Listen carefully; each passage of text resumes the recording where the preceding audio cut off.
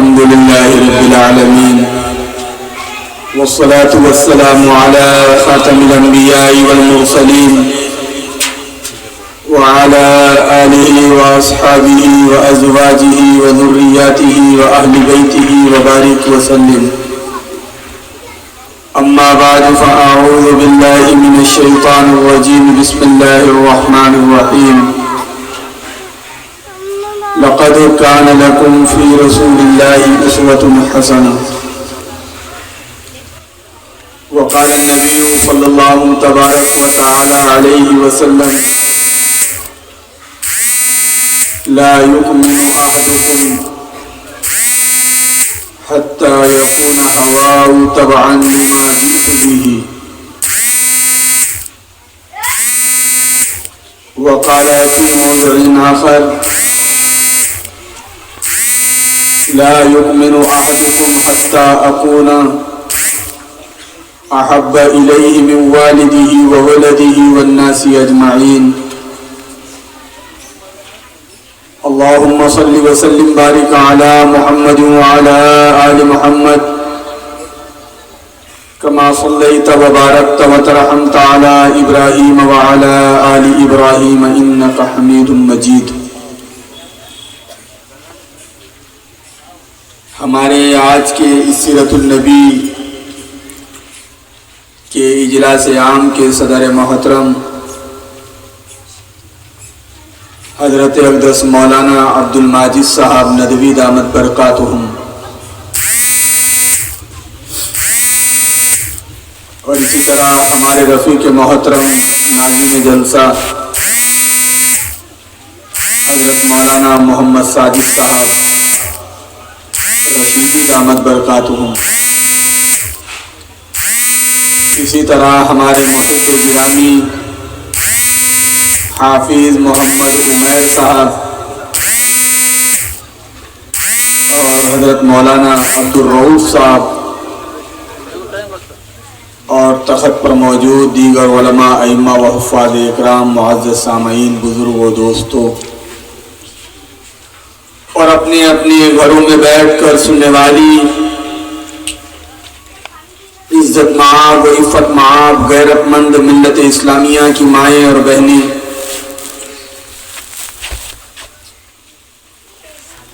یہ کتنا مبارک عنوان ہے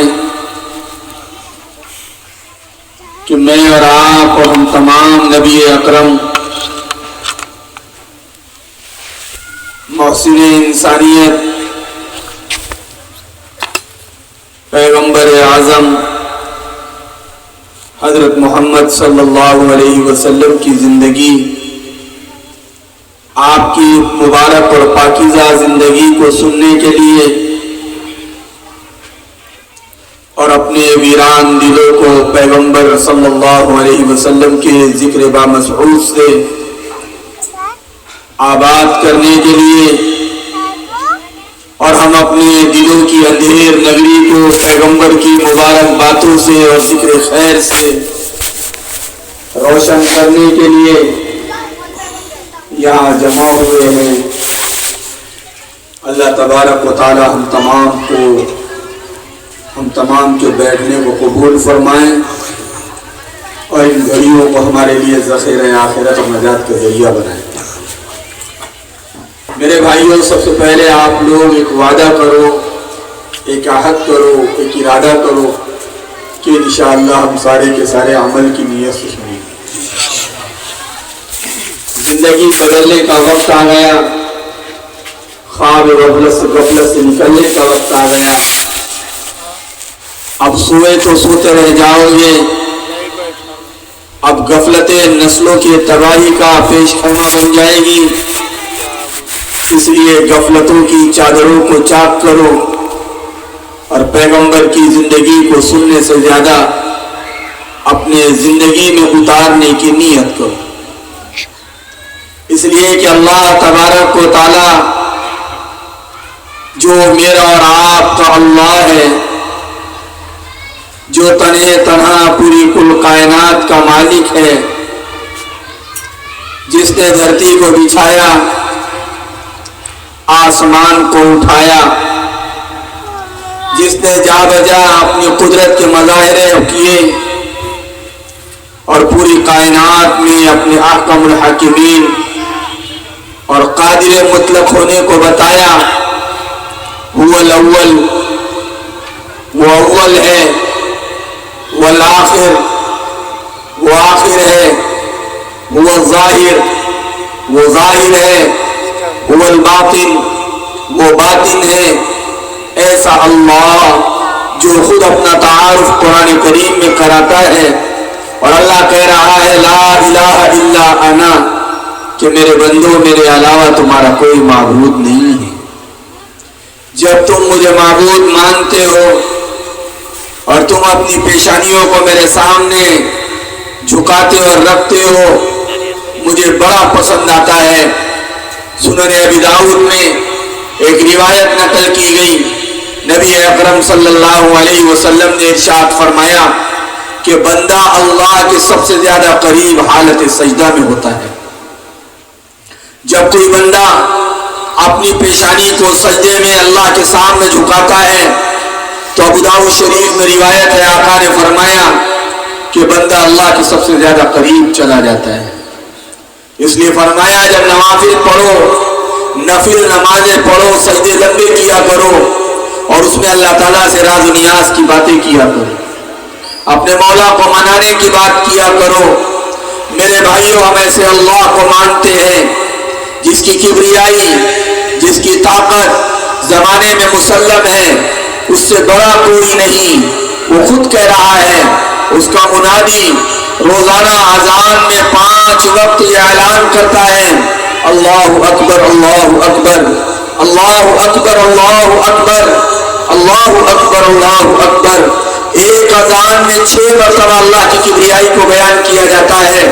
5 اذانوں میں 6 کو ضرب دو تو یہ 30 مرتبہ روزانہ اللہ کی کبریائی کو اللہ کا مؤذن مسجد کے مناروں سے میرے اور تمہارے درمیان میں یہ اعلان کرتا ہے، اے ارنی میں بسنے والے مسلمانوں اور اے ارنی میں بسنے والوں، اللہ کو خدا ماننے والوں اور اے اس کے محبوب محمد صلی اللہ علیہ وسلم کو نبی اور رسول ماننے والوں، سنو اللہ بڑا ہے، اللہ اکبر من کل شیء، اللہ ہر چیز سے بڑا ہے، اس سے بڑا کوئی نہیں. وہ طاقت کا مالک ہے، وہ ساری دنیا میں اپنی حکمرانی کو بلا شرکت غیر چلاتا ہے. اس کا اقتدار، اس کی سلطنت بغیر کسی مشیر کی اور معاون اور نظیر کے چلتی ہے.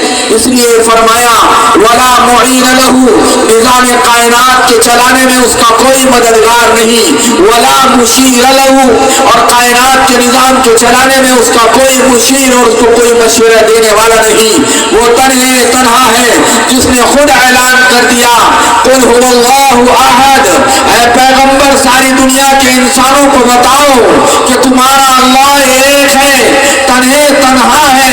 قل هو اللہ احد اللہ الصمد، اللہ بے نیاز ہے.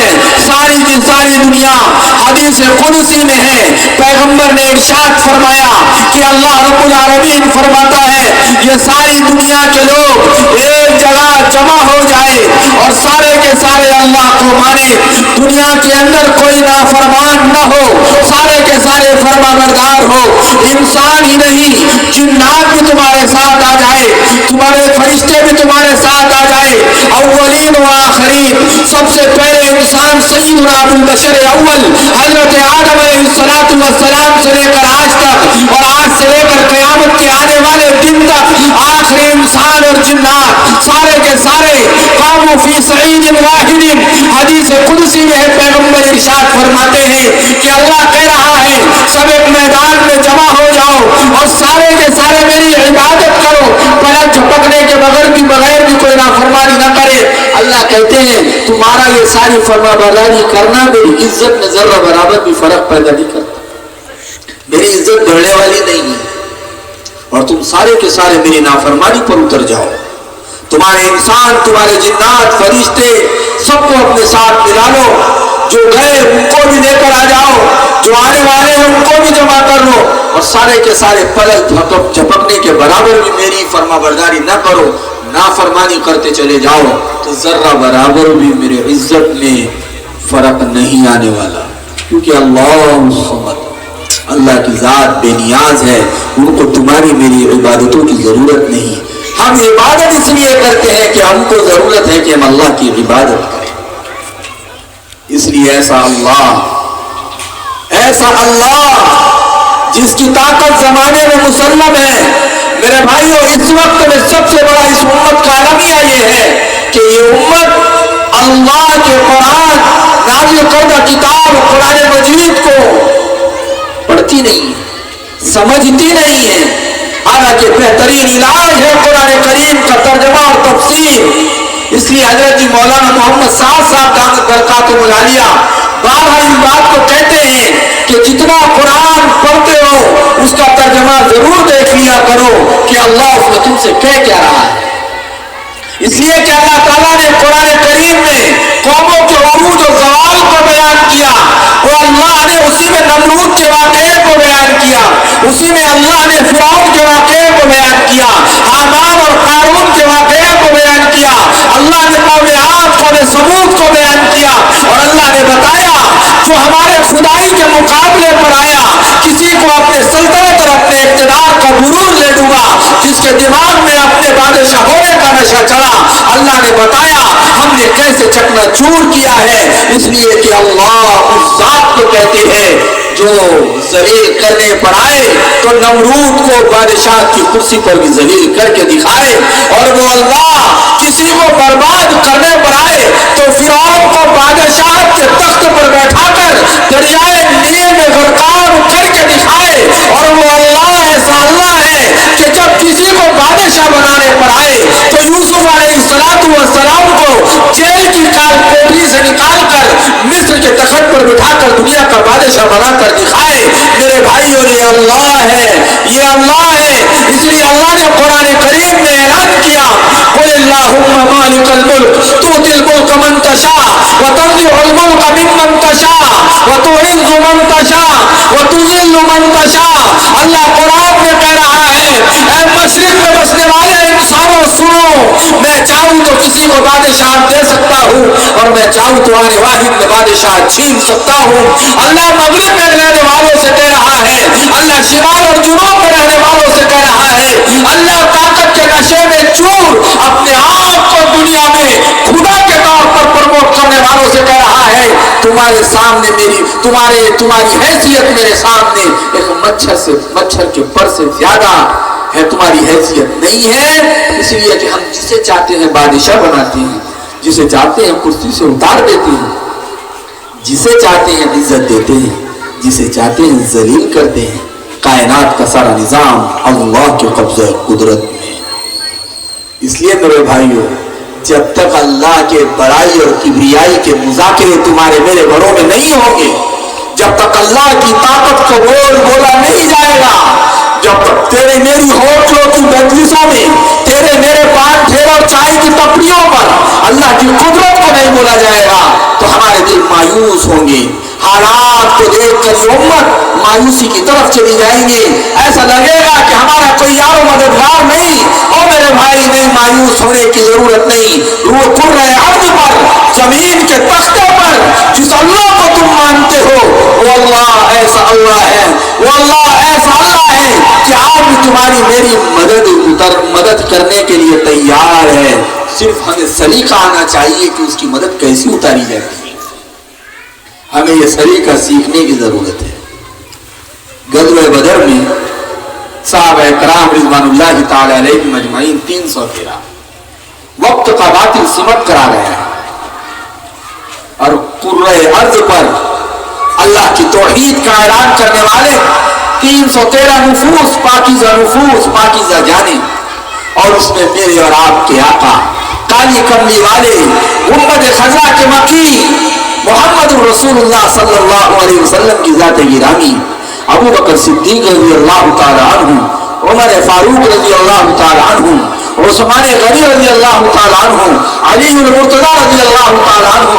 میرے بھائیو، یہ صحابہ کرام کی 313 صحابہ کی جماعت، اور کیا نتیجہ تھا؟ میدان بدر میں پڑے ہوئے ہیں۔ قربان جاؤ مفکر اسلام حضرت مولانا سید ابو الحسن علی الندوی، علی میاں ندوی رحمت اللہ علیہ کی ذات گرامی پر حضرت نے اس کا نقشہ کھینچا، حضرت نے ایک کتاب لکھی نبی رحمت صلی اللہ علیہ وسلم. اس کتاب میں علی ندوی رحمۃ اللہ علیہ لکھتے ہیں کہ نبی اکرم صلی اللہ علیہ وسلم جب میدان بدر میں آئے اور آپ کے لیے عریش ڈالا گیا. آج الحمدللہ میدان بدر میں جہاں پر اصحاب بدر نے اس وقت کے باطل کے مقابلہ کیا تھا اور اس وقت کے ظلم کے خلاف عدل اور انصاف کی بالادستی کو قائم کرنے کے لیے اور دنیا میں ظلم کو ختم کرنے کے لیے اور انصاف کو بول بالا کرنے کے لیے، مظلوموں کو ان کا حق دلانے کے لیے، بیواؤں کو ان کا حق دلانے کے لیے، عورتوں کو عزت دلانے کے لیے، غلاموں اور باغیوں کو عزت دلانے کے لیے، میرے بھائی اور ظلم کے خاتمے کے لیے پیغمبر نے 313 صحابہ کو میدان بدر میں لا کر ڈالا ہے. اور قربان جاؤں علی میاں ندوی رحمۃ اللہ علیہ کہتے ہیں روئے زمین پر مٹھی بھر 313 لوگ تھے جو صرف اللہ کی توحید بیان کرتے تھے. 314 بھی نہیں تھے. ایک روایت میں ہے کہ اصحاب بدر کی تعداد 314 تھی اور بعض کہتے ہیں کہ 313 تھی. بہرحال لیکن ان کے علاوہ روئے زمین پر کوئی توحید کی بات کرنے والا، اللہ کے سامنے پیشانی ٹکانے والا، اللہ کے نام پر رونے دھونے والا، اللہ کے نظام عدل و انصاف کو لوگوں کے دل و دماغ میں بھرنے والا کوئی نہیں تھا سوائے یہ 313 کے. اس لیے پیغمبر علیہ الصلوۃ والسلام پریشان ہوئے اگر آج یہ 313 ختم ہو گئے اور یہ انصاف کے علمبردار اور یہ ظالموں کے سامنے کھڑے ہونے والے اور یہ اللہ کی توحید کو بولنے والے اور یہ اللہ کی عبادت کرنے والے ختم ہو گئے. میرے بھائیوں، علی میاں ندوی رحمۃ اللہ علیہ کہتے ہیں نبی اکرم صلی اللہ علیہ وسلم نے روایات کے اندر ہے نبی اکرم صلی اللہ علیہ وسلم کے لیے تھوڑا سا اچھا سائبان بنایا گیا، چھپر بنایا گیا، جس کو عربی میں کہتے ہیں عریش. جو لوگ عمرے کے لیے اور حج کے لیے گئے ہوں گے الحمدللہ وہاں پر ایک عالیشان مسجد عریش کے نام سے قائم کی گئی ہے. اس مسجد عریش میں آج بھی جاؤ تو کیفیت بنتی ہے کہ ایک زمانہ آج سے 1450 سال پہلے پیغمبر 313 صحابہ کو لے کر میدان بدر میں اللہ کے سامنے رو رہے تھے. عجیب کیفیت بنتی ہے.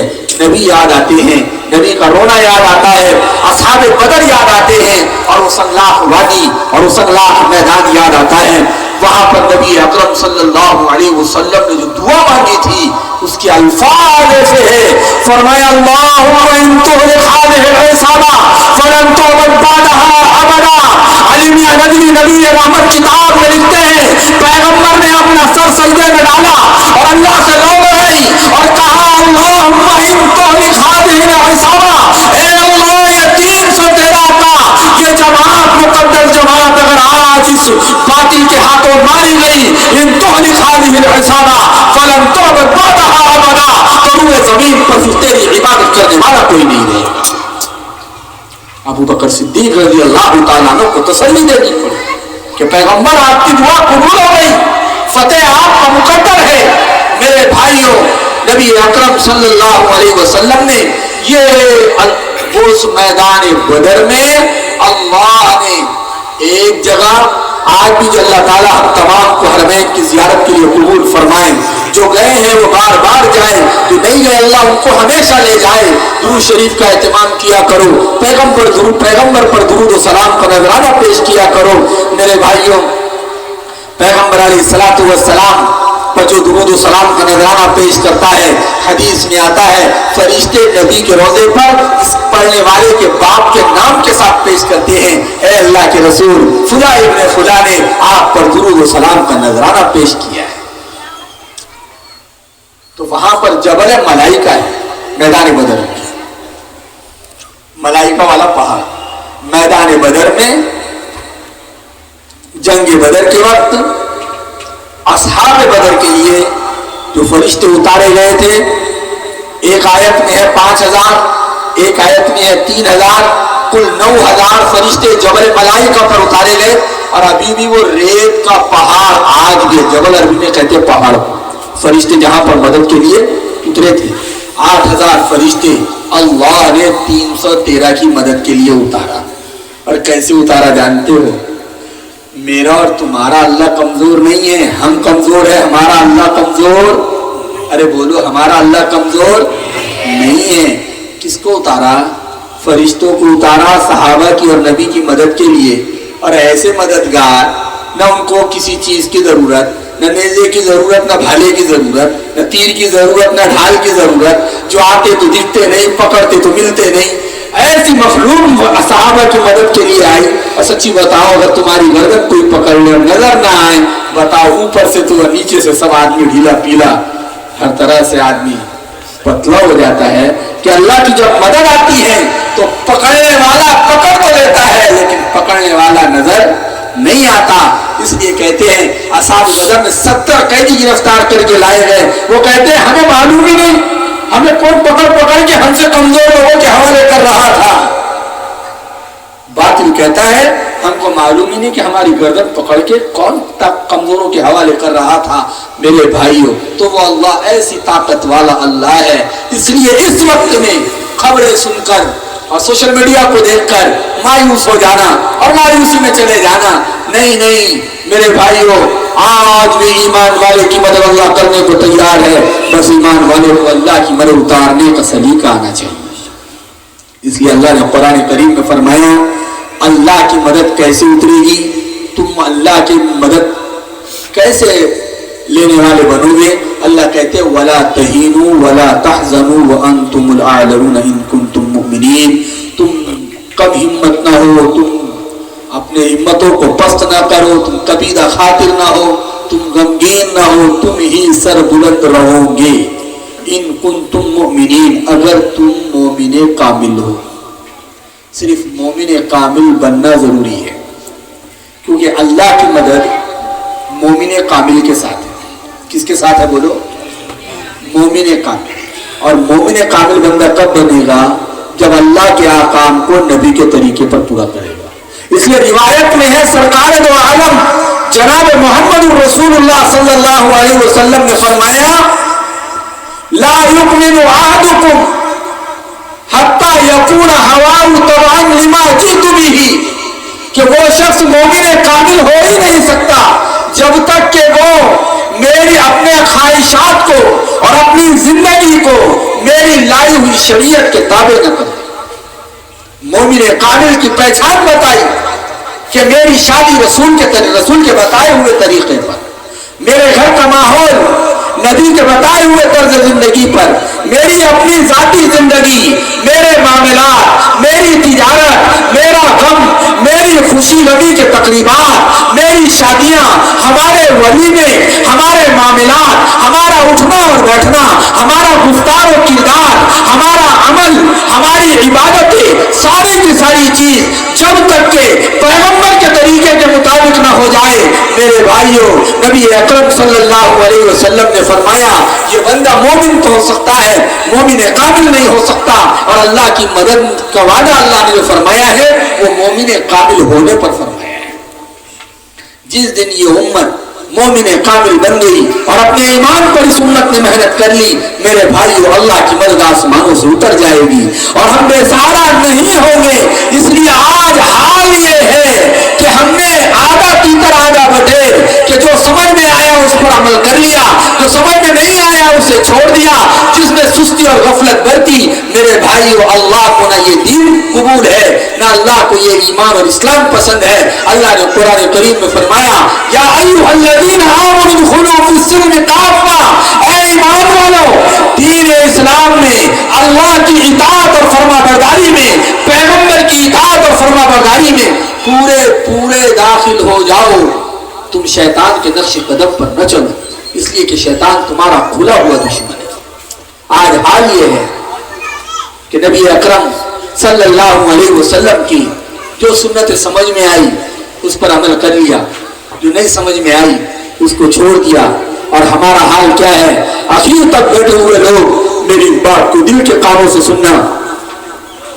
جب ہم بازار سے گزرتے ہیں، صحیح روایت ہے بخاری میں موجود ہے، نبی اکرم صلی اللہ علیہ وسلم نے فرمایا ما اسفل من القعبین من الازار ففی النار، کہ جو پاجامہ، جو شلوار، جو لنگی، جو جبہ ٹخنوں کے نیچے رہے گا اتنا حصہ جہنم میں جلے گا. ذرا دل پر ہاتھ رکھ کر بتاؤ، جب ارنی کے سڑکوں پر نالی کا پانی بہتا ہے اور بارش کا پانی بہتا ہے اور اس کی گلیوں میں جب کیچڑ ہوتا ہے تو میں اور آپ اپنے پاجامے پینٹ اور شلوار کو اوپر کر لیتے ہیں. بتائیں تو صحیح, سنت سمجھ کر تو اوپر نہیں کیا, لیکن گلی کے پڑنے والے کیچڑ کی وجہ سے پاجامے کو اور پینٹ کو اوپر کر لیا. پتا چلا تیرے میرے نزدیک پیغمبر کی سنت کا اتنا بھی لحاظ نہیں جتنا کیچڑ کے سامنے ہم پاجامے اور پینٹ کو اوپر کرتے ہیں. تو اللہ کی مدد کیسے آئے گی؟ اللہ کی مدد کیسے آئے گی؟ کیا یہی پیغمبر کو ماننا ہے؟ کہ نہیں, سر کے بال سے لے کر پیر کے ناخن تک محمد الرسول اللہ صلی اللہ علیہ وسلم کا حلیہ, آپ کا چہرہ, آپ کا لباس, آپ کی طرز زندگی. اس لیے کہ اللہ نے فرمایا, جب ہم اللہ سے سوال کرتے ہیں اے اللہ, اللہ ہم سے کہتا ہے وما خلقت الجن والانس الا لیعبدون, کہ ہم نے انسانوں اور جناتوں کی جماعت کو صرف محض اپنی عبادت کے لیے پیدا کیا. تو ہم اللہ سے پوچھتے ہیں اے اللہ تیری عبادت کیسی کی جائے؟ اللہ کہتا ہے نماز پڑھو. سوال ہوتا ہے نماز کیسی پڑھی جائے؟ اللہ کہتا ہے روزہ رکھو. سوال ہوتا ہے روزہ کیسے رکھا جائے؟ اللہ کہتا ہے زکات دو. سوال ہوتا ہے زکات کیسے دی جائے؟ اللہ کہتا ہے حج کرو. سوال ہوتا ہے حج کیسے کیا جائے؟ قربان جاؤں, اللہ قرآن کریم میں کہہ رہا ہے ان ساری چیزوں پر عمل تو کرنا ہے, لیکن لقد کان لکم فی رسول اللہ اسوۃ حسنہ, میرے پیغمبر کو دیکھتے جاؤ, نماز پڑھتے جاؤ, میرے پیغمبر کو دیکھتے جاؤ, روزہ رکھتا جاؤ, میرے پیغمبر کو دیکھتے جاؤ, زکات دیتے جاؤ, میرے پیغمبر کو دیکھتے جاؤ, حج کرتے جاؤ, قربان جاؤ. اللہ نے اپنے حکم کو پورا کرنے کا جو طریقہ بطور نمونے اور آئیڈیل کے دیا ہے, قربان جاؤ, وہ کالی کملی والے, وہ تاجدار ختم نبوت محمد الرسول اللہ صلی اللہ علیہ وسلم کی ذات گرامی ہے. میرے بھائیوں, اللہ نے کہا حکم میرا ہوگا, طریقہ میرے پیغمبر کا ہوگا. اللہ نے کہا نماز کا حکم میں دوں گا, طریقہ میرے پیغمبر کا ہوگا. روزے کا حکم میں دوں گا, طریقہ میرے پیغمبر کا ہوگا. زکات کا حکم میں دوں گا, طریقہ میرے پیغمبر کا ہوگا. حج کا حکم میں دوں گا, طریقہ میرے پیغمبر کا ہوگا. بتا تو صحیح, جس اللہ نے اپنے حکم کو زمین پر نافذ کرنے کے لیے بطور نمونے کے جس ذات کو آئیڈیل اور نمونہ بنایا ہے, وہ میرے اور آپ کے آقا قاضی کملی والے شفیع المذنبین, رحمت للعالمین, راحت للعاشقین, سید ابرار, احمد مختار, تاجدار ختم نبوت جناب محمد رسول اللہ صلی اللہ علیہ وسلم کی ذات گرامی کو بنایا ہے. ہم کتنے مبارک لوگ ہیں کہ ہم کو نبی محمد الرسول اللہ ملے ہیں. ہم کتنے مبارک لوگ ہیں میرے بھائیوں کہ ہم کو پیغمبر کالی کملی والے ملے ہیں. ہم کتنے مبارک لوگ ہیں جن کو پیغمبر حاشر و عاقب داعی اللہ سراج منیرہ محمد رسول اللہ صلی اللہ علیہ وسلم جیسی ذات ملی ہے. اب اگر کوئی پیغمبر کے طریقے کو چھوڑ کر کسی اور کا طریقہ اختیار کرتا ہے, اب کوئی پیغمبر کو آئیڈیل نہ مانتے ہوئے کسی اور کو اپنا آئیڈیل اور نمونہ مانتا ہے, تو پھر یہ بدقسمتی اور یہ محروم القسمت انسان ہے. ہمیں تو فخر کرنا چاہیے کہ اللہ نے ایسے پیغمبر کی امت میں پیدا فرمایا ہے جو اول بھی ہے آخر بھی ہے. اس لیے نبی اکرم صلی اللہ علیہ وسلم اولین کے بھی پیغمبر ہے, آخرین کے بھی پیغمبر ہے. ہمارے نبی صرف ہمارے نبی صرف اس امت کے نبی نہیں, بلکہ ہمارے نبی نبی الانبیاء بھی ہے. یہ ہے امام الانبیاء, انبیاء کا امام ہونا. یہ لقب آپ کو کب ملا؟ جب معراج کی رات میں آپ جا رہے تھے, سبحان الذی اسری بعبدہ لیلا من المسجد الحرام الى المسجد الاقصى. جس وقت آپ معراج پر جا رہے تھے تو آپ نے مسجد اقصی میں سارے پیغمبروں کی امامت کروائی. آپ امام الانبیاء کہلائے. لیکن اس سے بڑا لقب آپ کا یہ ہے کہ آپ نبی الانبیاء بھی ہے. حضرت آدم کے بھی آپ نبی ہے, حضرت نوح کے بھی آپ نبی ہے. اس لیے علامہ قرطبی رحمۃ اللہ علیہ نے فرمایا, جب اللہ تبارک و تعالیٰ نے عہد و پیمان لیا سارے پیغمبروں سے تو یہ کہا, سنو, اگر تمہارے زمانے میں میرے نبی محمد رسول اللہ آ جائے تو تم اس نبی پر ایمان لانا اور اس کے نبوت پر عمل کرنا, اس کی شریعت پر چلنا. یہ پیغمبر کا بلکہ یہی نہیں، جب اللہ تبارک و تعالیٰ نے عام لوگوں سے عہد و پیمان لیا، وہیں پر اللہ تعالیٰ نے اپنی خاص مخلوق، اپنے خاص بندے اور برگزیدہ بندے پیغمبروں سے بھی عہد لیا۔ تو ان عہد و پیمان میں نبی اکرم صلی اللہ علیہ وسلم کی نبوت کو ماننا بھی تھا۔ اس کی وجہ کیا ہے؟ اس لیے کہ اللہ تبارک و تعالیٰ تورات میں ابھی ہمارے نبی آئے نہیں، لیکن تورات میں آپ کا تذکرہ موجود ہے۔ ہمارے نبی ابھی آئے نہیں، دنیا میں آپ نبی بن کر ظاہر نہیں ہوئے۔ ویسے تو ترمذی میں روایت موجود ہے، نبی اکرم صلی اللہ علیہ وسلم سے پوچھا گیا متا وجبت لک النبوہ، اے اللہ کے رسول آپ کو نبوت کب ملی؟ تو نبی اکرم صلی اللہ علیہ وسلم نے فرمایا انا کنت نبیا وآدم بین الماء والطین، میں اس وقت نبی بنایا جا چکا تھا جب آدم علیہ السلام مٹی اور غارے کے درمیان میں تھے، ابھی آدم علیہ السلام کا پتلا بھی نہیں بنا تھا، اللہ نے میرے پیغمبر کو نبی بنا دیا تھا۔ اسی کی ذیل میں نبی نے فرمایا انا کنت اول الانبیاء، میں سب سے پہلوں کا بھی نبی ہوں، اور انا کنت اول الخلق، میں پہلے مخلوق کا بھی نبی ہوں، اور میں آخری آنے والے انسان کا بھی نبی ہوں۔ اس لیے آپ کو فرمایا امام الاولین والآخرین کہ ہمارے نبی صلی اللہ علیہ وسلم حضرت آدم سے لے کر قیامت تک آنے والے ہر ایک کے لیے نبی ہے۔ ابھی آپ دنیا میں ظاہر نہیں ہوئے، تورات آئی، زبور آئی، انجیل آئی، اور اللہ قرآن میں کہتے ہیں الذین آتیناہم الکتاب، وہ لوگ جن کو ہم نے کتاب عطا کی، کہ موسیٰ علیہ السلام اور ان کے ماننے والوں کو تورات عطا کی، اور عیسیٰ علیہ السلام اور ان کے ماننے والوں کو انجیل عطا کی، داؤد علیہ السلام اور ان کے ماننے والوں کو زبور عطا کی۔ الذین آتیناہم الکتاب، اللہ کہتے ہیں یعرفونہ کما یعرفون ابناءہم، یہ تورات زبور انجیل کو ماننے والے پیغمبر محمد صلی اللہ علیہ وسلم کو ایسے پہچانتے ہیں جیسے یہ اپنی سگی اولادوں کو پہچانتے ہیں۔ ابھی نبی آئے نہیں،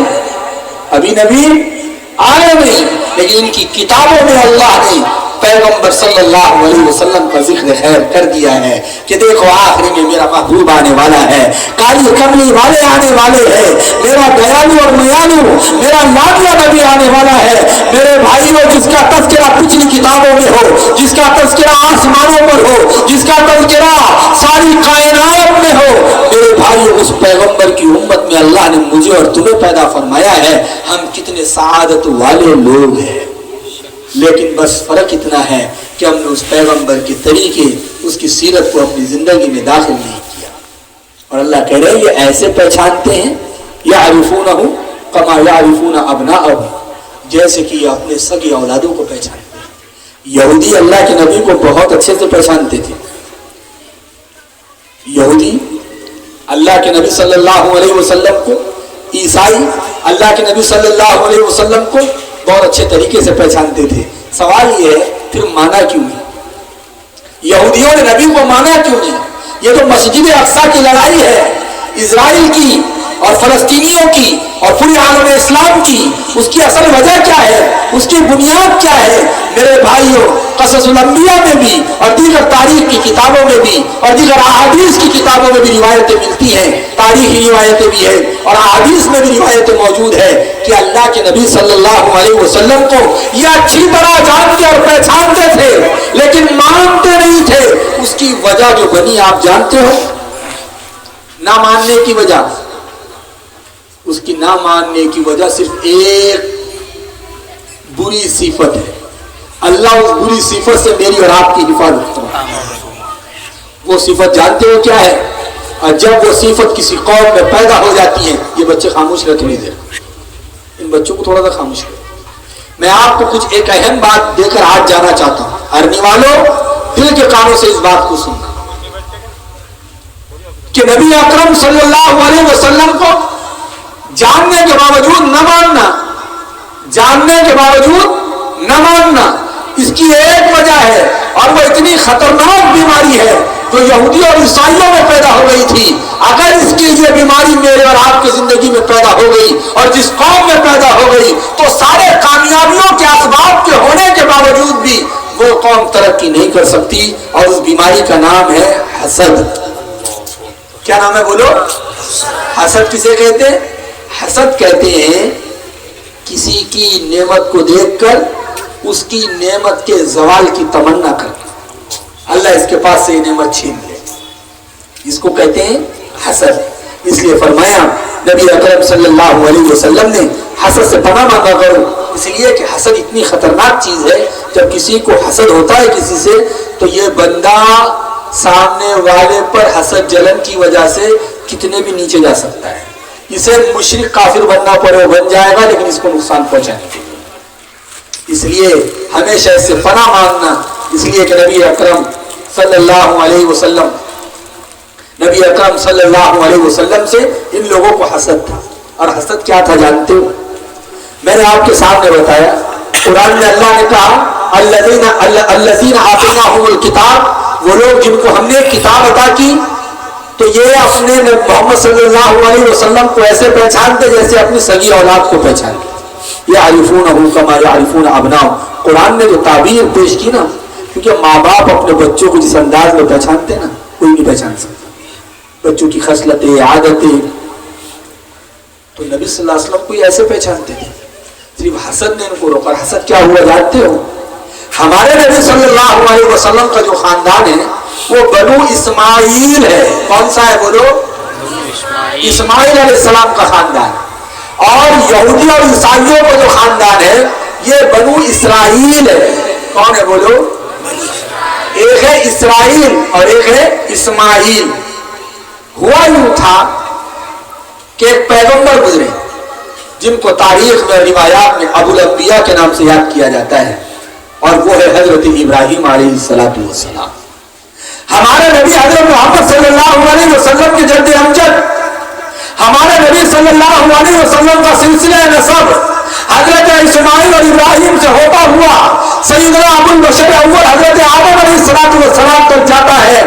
اور البدایہ والنہایہ میں قصص الانبیاء میں یہ روایات موجود ہے کہ سب سے پہلے حضرت ابراہیم علیہ السلام کے جو ابا تھے ان کا نام تاریخ میں دو نام ملتے, ایک نام آزر اور ایک نام تاریخ.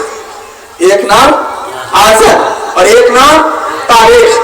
آزر اور تاریخ دونوں ایک ہی بندے ہیں. ان آزر کے دو بیٹے تھے, ایک ابراہیم اور ایک ہاران. آزر کے کتنے بیٹے؟ دو بیٹے, ابراہیم اور ہاران. آزر کے دو بیٹے ابراہیم اور ہاران. ابراہیم علیہ السلام کو بھی اللہ نے نبی بنایا ہے. عجیب بات یہ ہے کہ ان کے ابا بت بیچا کرتے تھے اور ابراہیم علیہ السلام بت توڑا کرتے تھے. پتہ ہی چلا ہے باپ بت فروش ہے تو بیٹا بت شکن ہے. اور اللہ یہ بتاتے ہیں کہ ہم جب جس سے اپنے دین کا کام لینے پر آئے تو بت فروشوں کے گھر میں بھی بت شکن پیدا کرتے ہیں. تو ابراہیم علیہ السلام کے جو بھائی ہے ہاران, کیونکہ جب آزر کے دو بیٹے ہوئے ابراہیم اور ہاران تو دونوں کیا ہوئے؟ بھائی. تو ابراہیم علیہ السلام بھی نبی اور ابراہیم علیہ السلام کے بھائی کا بیٹا لوط علیہ السلام وہ بھی نبی. اور بعضوں نے کہا ہے کہ لوط علیہ السلام حضرت ابراہیم علیہ السلام کے بھانجے ہیں اور بعض روایات میں ہے کہ آپ کے بھتیجے ہیں. بہرحال یہ لوط علیہ السلام پیدا ہو گئے. ادھر ابراہیم علیہ السلام کو پھر اللہ نے دو بیویاں, دو شادیاں کی. کتنی؟ دو. ایک کا نام سارا, ایک کا نام ہاجرہ. کتنی بیویاں؟ ارے زور سے بولو. کرنے کا نہیں بول رہے, بولنے کا بول رہے. تم ایسا سوچ رہے ہیں عورتیں بھی سن رہے کہاں سے, یہ مولانا کو بلانے کو ہمارے اپنے کو بھڑکا رہے, دو عورتیں, دو عورتیں. قرآن کریم نے 4 کی اجازت دی. کتنی کی اجازت دی بولو؟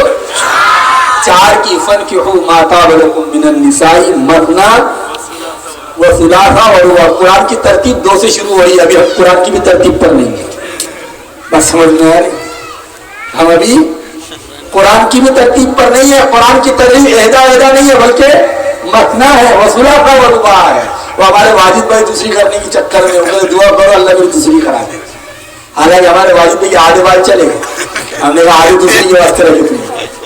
بات سمجھ میں آ رہی. تو 4 قرآن نے کہا. عجیب بات کیا پتہ ہے, اللہ نے انسانوں کو پیدا کیا اور اللہ ہی جانتا ہے کہ انسانوں میں اس نے کون سے سافٹ ویئر ڈالا. 4 کی شادیوں کی اجازت اس کی شرائط کے ساتھ ہے. لیکن ہمارے ملک میں اتنا پروپیگنڈا کیا گیا, ایسا لگتا ہے آدمی ہر گھر میں آ کے 4 بیوی آدمی نے کرا. اتنا شور مچایا لوگوں نے, میڈیا پر چلا کہ اسلام میں 4 شادیاں 4 شادیاں. ہم نے سننے نہیں, پوری آدمی میں قسم کھا کے پوچھتا ہوں, ہے کوئی جسے 4 شادی کرو؟ 3 والا ہے, 2 والا مل جائیں گے, وہ بھی ایک کا ڈک کر کوئی نہیں کے برابر. تنزیل الناقص بمنزلۃ المعدوم کے قاعدے کے اعتبار سے اتنے کم ہے 2 کرنے والے بھی کہ ان کو نہیں کرے ہوئے نہیں کرنے والوں کو شمار کیا جائے گا. میری بات سمجھ میں آ رہی ہے؟ لیکن شور اتنا مچایا گیا کہ اسلام میں 2 شادیاں 3 شادیاں, اور ساری ہمدردی ہماری واسطے ہے.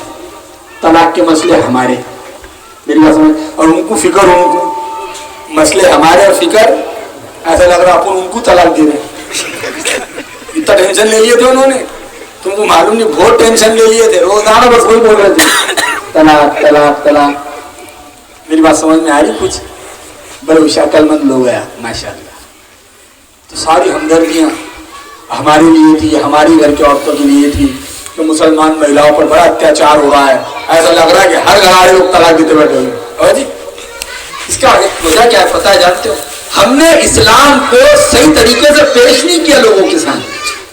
یہ ہمارا قصور ہے کہ ہمارے جاننے اور ماننے والوں نے اسلام کی صحیح تصویر پیش نہیں کی کہ اسلام نظام عدل کو قائم کرتا ہے.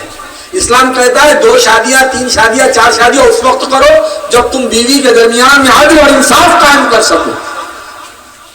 بغیر اگر انصاف کے تمہارے لیے جائز نہیں ہے. میری بات سمجھ میں آ رہی نا آپ کی؟ اب یہاں پر ایک آدمی نے 2 بیویاں کر لیا. کتنی کرا جی؟ ارے بولو تو صحیح. 2 بیویاں کیا. اب اس نے سوچا چلو اپنے 2 کر تو لیے, اب ان کے درمیان میں انصاف کروں. تو اگر 2 تربوز لاتا تو دونوں کو آدھا آدھا کرتا, ایک نہیں دیتا بلکہ آدھا یہ اور آدھا وہ, تاکہ ہو سکے یہ پھیکا میٹھا ہو جائے تو دونوں کے گھر میں کیا جائے, آدھا پھیکا اور آدھا میٹھا جائے. کپڑے لاتا ایک جیسے, ہر چیز ایک جیسی لے کر آتا. یہ حسن اتفاق یہ کہ دونوں بیویوں کا انتقال ایک ہی دن ہو گیا. اب اس نے سوچا میں نے اب تک کیا ہے انصاف کیا, تو اب میرا یہ انصاف آخری وقت بھی میں انصاف کر کے دکھاؤں گا کہ ان کے جنازے بھی میں ایک ساتھ گھر کے باہر نکالوں گا. اب گھر میں تھا دروازہ ایک, گھر میں تھا دروازہ ایک, تو اس نے کیا کیا, گھر کی دیوار میں دوسرا دروازہ بنا ارجنٹ میں. عربی میں کوئی ماہر مستری ہوں گا ٹھیکیدار, اس نے بنا دیا ہوں گا آدھے 1 گھنٹے میں ایک دروازہ. ادھر جب تک ملانا دلانا چلا, اب جب ادھر دروازہ بنایا چوکٹ لگائے, اب اس نے کہا دیکھو وہ اتنا خوش ہو رہا تھا کہ میں نے 2 شادیاں کی اور میں نے اتنا انصاف کیا کہ اب جنازہ بھی کیسے نکال رہا ہوں, ساتھ میں نکال رہا ہوں. تو دونوں جنازے ایک دروازوں سے نکالا, ایک ادھر سے اور ایک ادھر سے. تو جس جنازے کو پہلے والے دروازے سے نکالا وہ بیوی خواب میں آئی, کہنے لگی میں تم سے ناراض ہوں. کہا کیا ہوا؟ تو تم نے مجھے پرانے دروازے سے نکالا, اس کو نئے دروازے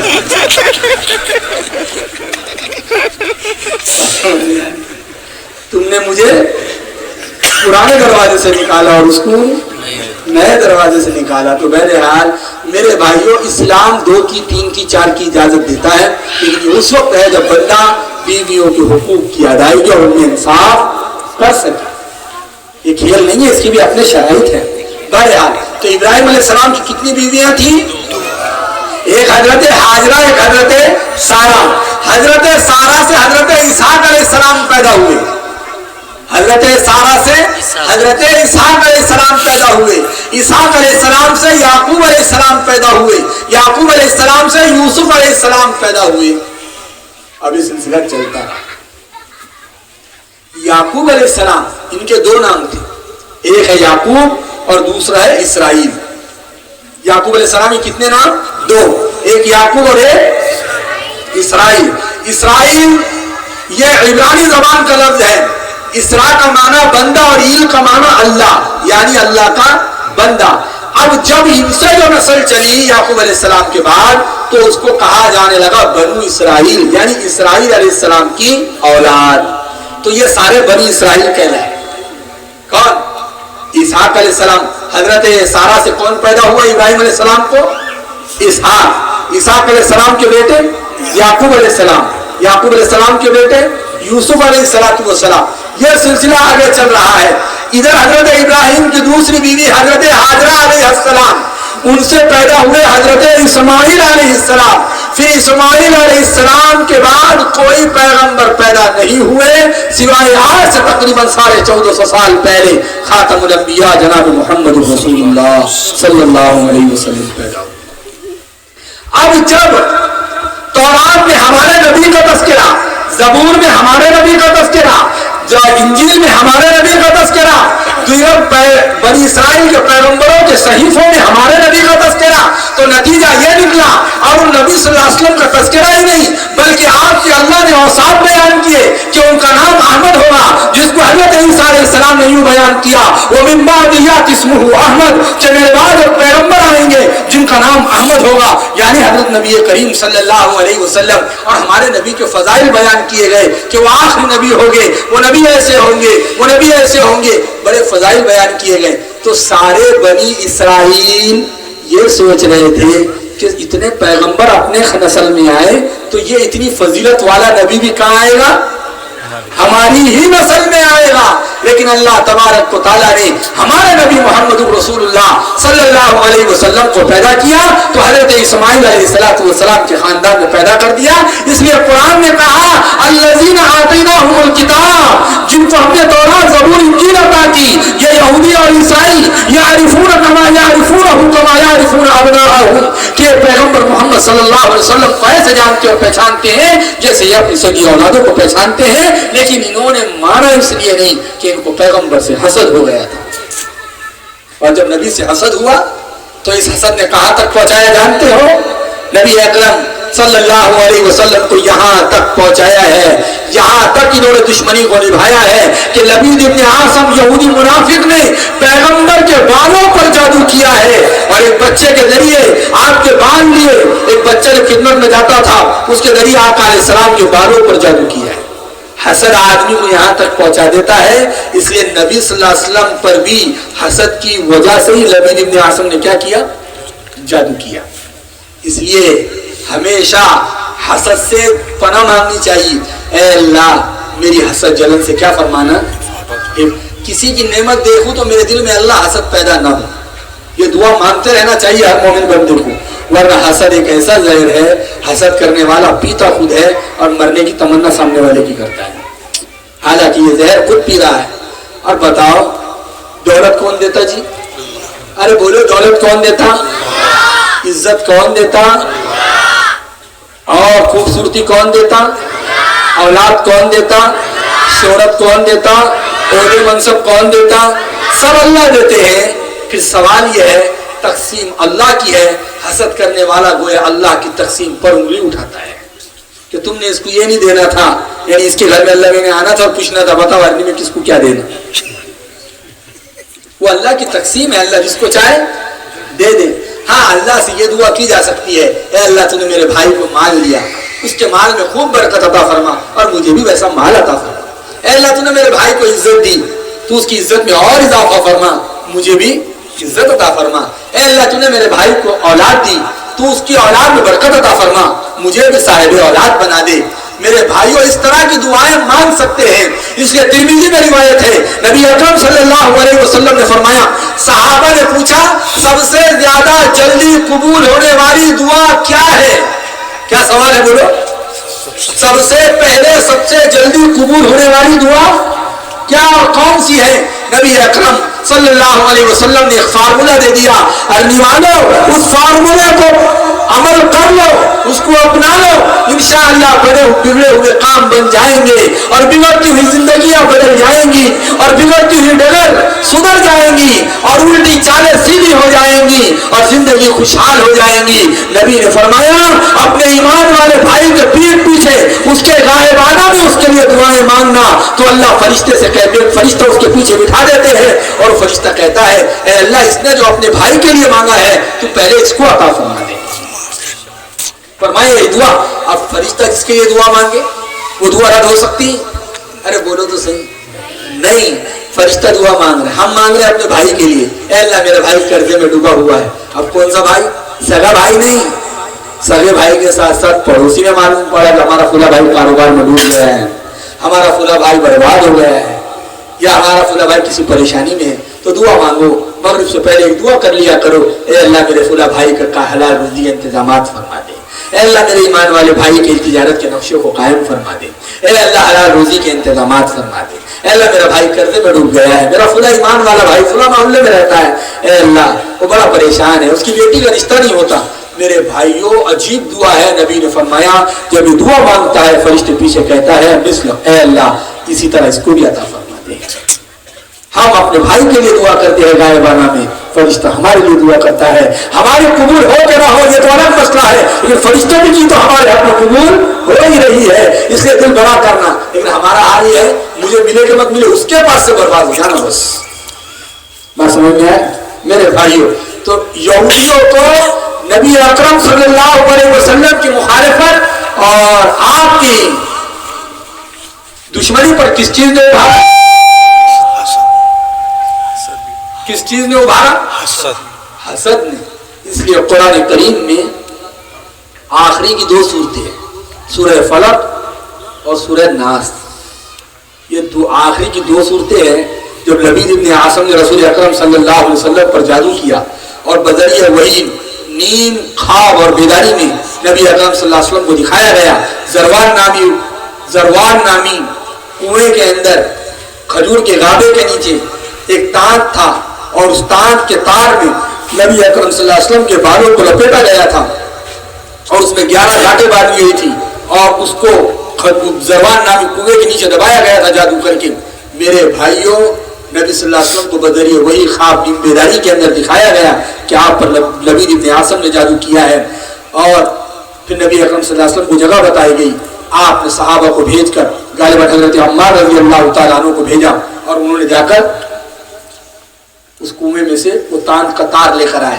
اور پھر اللہ تبارک و تعالیٰ نے سورہ فلق اور سورہ ناس, اعوذ باللہ من الشیطان الرجیم بسم اللہ الرحمن الرحیم, قل اعوذ برب الفلق من شر ما خلق ومن شر غاسق اذا وقب ومن شر النفاثات في العقد ومن شر حاسد اذا حسد.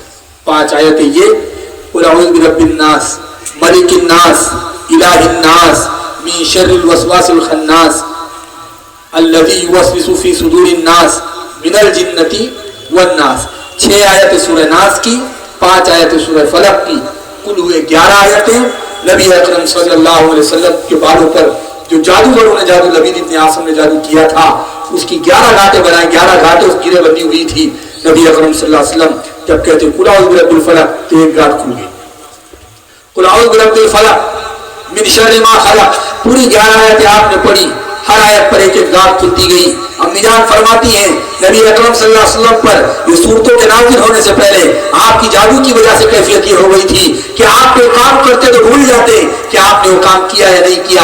آپ نہیں کرتے اور کہتے میں نے کیا, آپ کو بھول کی سی بیماری ہو گئی, آپ کا سینہ جکڑ محسوس کرنے لگا. لیکن جب یہ آیت نازل ہوئی تو سینہ کھل گیا, بھولی ہوئی چیزیں آپ کو یاد آنے لگی. میرے بھائیوں نبی اکرم صلی اللہ علیہ وسلم کا جادو ٹوٹا ہے. کس کی زور سے؟ ان 2 صورتوں کی زور سے پتا چلا اللہ نے صحرا سے جادو کا تو اللہ نے قرآن کریم میں ہمارے لیے اتارا ہے آسمانوں سے. اس لیے ہر آدمی ان 2 صورتوں کو یاد کر لے, یہ ہماری سانس کے لینے اور چھوڑنے سے زیادہ ہمارے لیے ضروری ہے. جب بچے زیادہ روئے اور بچے ضد کرے تو ماں اور باپ یہ 2 صورتیں پڑھ کر بچوں کے کانوں میں دم کر دے. بتاؤ جس 2 صورتوں سے پیغمبر کا جادو کٹ سکتا ہے تیرے میرے بچوں کی ضد نہیں کر سکتی. جن 2 صورتوں سے تیرے میری پیغمبر کا جادو کر سکتا ہے کیا تیری میری گھبراہٹ ختم نہیں ہو سکتی؟ جن 2 صورتوں سے پیغمبر کے سینے کی جکڑن دور ہو سکتی ہے کیا تیرے میرے گھر کے اب زہریلے اور شیطانی اثرات ختم نہیں ہو سکتے؟ یقیناً ہو سکتے ہیں. اس لیے کہ صرف پڑھ کر آنا چاہیے. آج ہمارا حال یہ ہے ہم کو ایک صورت بھی صحت کے ساتھ یاد نہیں. قرآن صحیح پڑھنا ہم جانتے نہیں, ورنہ علاج قرآن میں موجود ہے. ہم نے قرآن کو صرف آسمان اور سجوں پر سجا کر رکھ دیا کہ جب دادا اور دادی کا انتقال ہوگا تو پڑھیں گے, اور میتیں نکلیں گی تو پڑھیں گے, اور سکرات ہوگی تو یاسین کا की तिलावत की जाएंगी। नहीं, हमने कुरान को मुर्दों पर पढ़ी जाने वाली किताब समझ लिया। हालांकि ये किताब कुरान मजीद फितनों का इलाज है, कुरान मजीद दिलों का इलाज है, कुरान मजीद दुनिया में कौमों को इनकलाब वाली कौम बनाने का इलाज है। दुनिया में कुरान मजीद दुनिया के अंदर पस्त कौमों को उरूज पर पहुंचाने वाली किताब है। यही तो वजह है कि कुरान करीम जो दिया गया, अरबों की तकदीर बदली है कुरान की बरकत से, अहले अरब की तकदीर बदली है, अरब और जजीरतुल अरब पर इनकलाब आया है और अहले अरब जैसी उज्जर जाहिल कौम के अंदर इनकलाब बरपा हुआ है इस कुरान करीम की वजह से। यही वजह है अल्लाह कहता है जो कुरान से जुड़ेगा गोया वो हमारी जात से जुड़ेगा। इन्ना नहनु नज़्ज़लना ज़िक्र व इन्ना लहू लहाफ़िज़ून, कि हमने ही उतारी है नसीहत की किताब, हम ही इसकी हिफाजत करने वाले हैं। मेरे भाइयों, शर्त यह है कि हमें कुरान सही तरीके से पढ़कर आना चाहिए। आज मेरी उम्र 50 साल है, 5 आयतें भी मैं तजवीद और सेहत के साथ नहीं पढ़ सकता, यानी 10 साल में मैं एक आयत सही नहीं कर सका। पता चला जब उम्मत कुरान से टूटेगी, उम्मत नबी के तरीकों से टूटेगी, उम्मत मस्जिदों से दूर होगी, उम्मत ईमान अमाल से दूर होगी, उन दुआओं को छोड़ेगी, उन दुआओं को छोड़ देगी जिन दुआओं के पढ़ने से खैर घरों में खैर बरकत होती है। आपको मालूम है, हदीस में आता है जब अजान होती है, अजान तो जहां तक मौजिन की अजान जाती मद्दस होती है, बुखारी में रिवायत मौजूद है, शैतान उतने दूर री खारिज करते हुए भागता है। क्या भागता है? री खारिज करते हुए। और लिखा है कि ये मकाम रोहा तक भागता है, और मकाम रोहा वहां पर एक कुआं है जिसका पानी 70 पैगंबरों ने पिया है। अल्लाह हरमैन की जियारत नसीब फरमाए तो आपको ये कुआं भी दिखाया जाएगा। जियारत को जब लेके जाते हैं तो मकाम रोहा में बीर रोहा भी दिखाया जाता है। तो बहरहाल वो मदीना मुनव्वरा से 36 मील पर है। कितने मील पर है? और 1 मील होता है 1.5 किलोमीटर का। तो शैतान कितने दूर भागा? 36 मील। बात समझ में आए? इसलिए उलमा ने लिखा है कभी कभी घर के अंदर नौसत सी लगती है, कारोबार में बरकत नहीं होती, बच्चे बीमार, बीवी बीमार, आदमी कर्जे पे कर्जा, परेशान, दिल छोटा हो जाता, घबराहट होती, तबीयत में उचाटपन आ जाता। फरमाया घर के अंदर वुजू करो और घर के अंदर इतनी जोर से अजान दो कि घर वाले सब सुन रहे हो। फरमाया अजान की बरकतों से घर के आसे जिन्ना शैतान सब क्या हो जाएंगे? भाग जाएंगे। और एक रिवायत में तो है नबी अकरम सल्लल्लाहु अलैहि वसल्लम ने फरमाया कि शैतान उस घर में दाखिल नहीं होता और वो तो भाग जाता है जिस घर में सूरह बकरा की तिलावत होती है। लेकिन हमारा हाल क्या जानते हैं?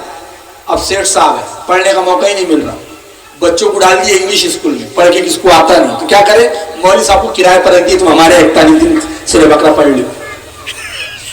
उम्मत सारे काम किराए से करवाना चाहती है। बताओ, जिस दर्द से मेरे घर में मैं पढ़ूंगा आप पढ़ सकते हैं?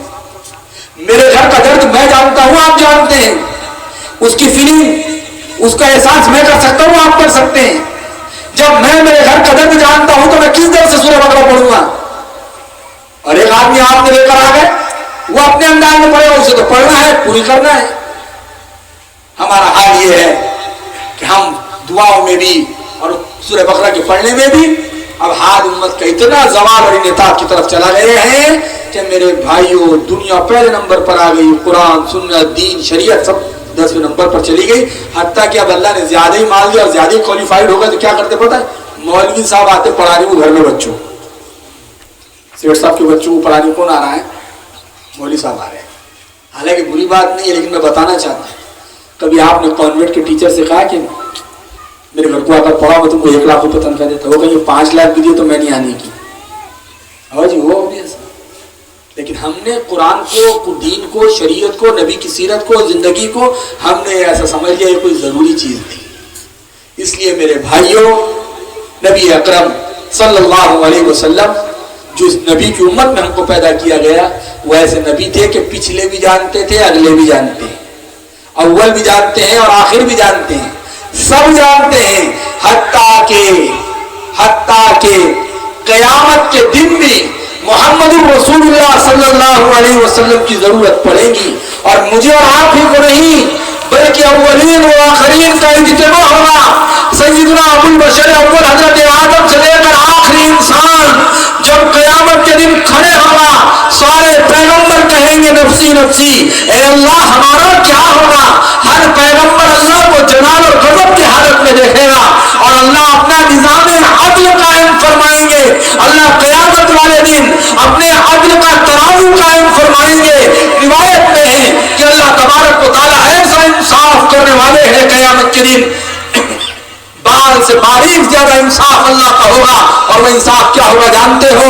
अल्लाह ने इंसानों और जिन्नातों को अपनी इबादत के लिए पैदा किया, लेकिन कयामत की अल्लाह दो बकरियों को बुलाएंगे। रिवायत में नबी ने फरमाया सल्लल्लाहु अलैहि वसल्लम, किसको बुलाएंगे? एक सींग वाली बकरी, एक बगैर सींग वाली बकरी। दुनिया में किसी सींग वाली बकरी ने बगैर सींग वाली बकरी को मारा होगा, इसके सींग उसको दिए जाएंगे और अल्लाह उसको कहेंगे अब तेरा बदला पूरा कर। वो बगैर सींग वाली बकरी सींग लेकर उसको मारेगी, फिर अल्लाह दोनों से कहेंगे मिट्टी हो जाओ। अल्लाह ऐसा निजाम अदल और ऐसे इंसाफ का तराजू कायम करने वाले हैं।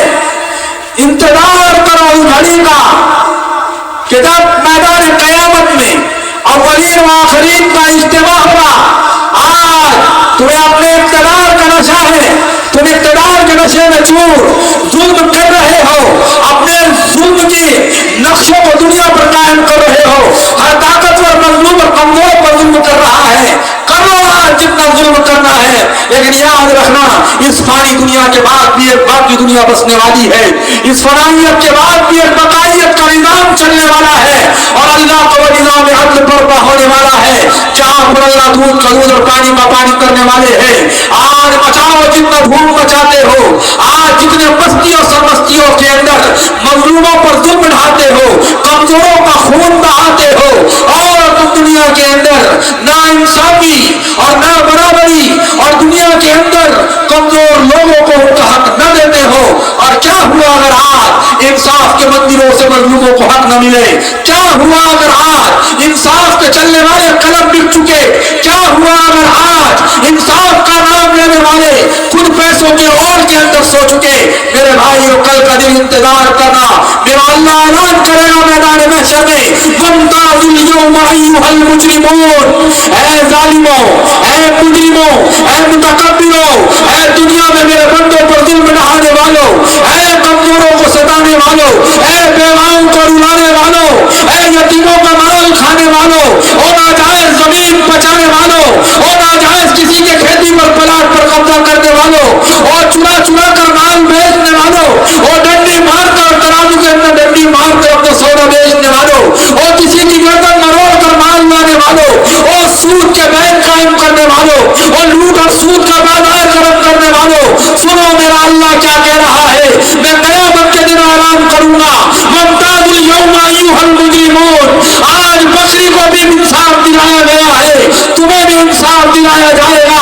मुस्लिम शरीफ में रिवायत मौजूद है, काली कमली वाले गुंबद खजरा के मकी सय्यद अबरार अहमद मुख्तार जनाब मुहम्मदुर रसूलुल्लाह सल्लल्लाहु अलैहि वसल्लम का फरमान है, ऐ मेरे सहाबा मुझे बताओ, अल मुफलिस फीना मन अतदरून मन अल मुफलिस, क्या तुम जानते हो मेरी उम्मत का गरीब कौन है?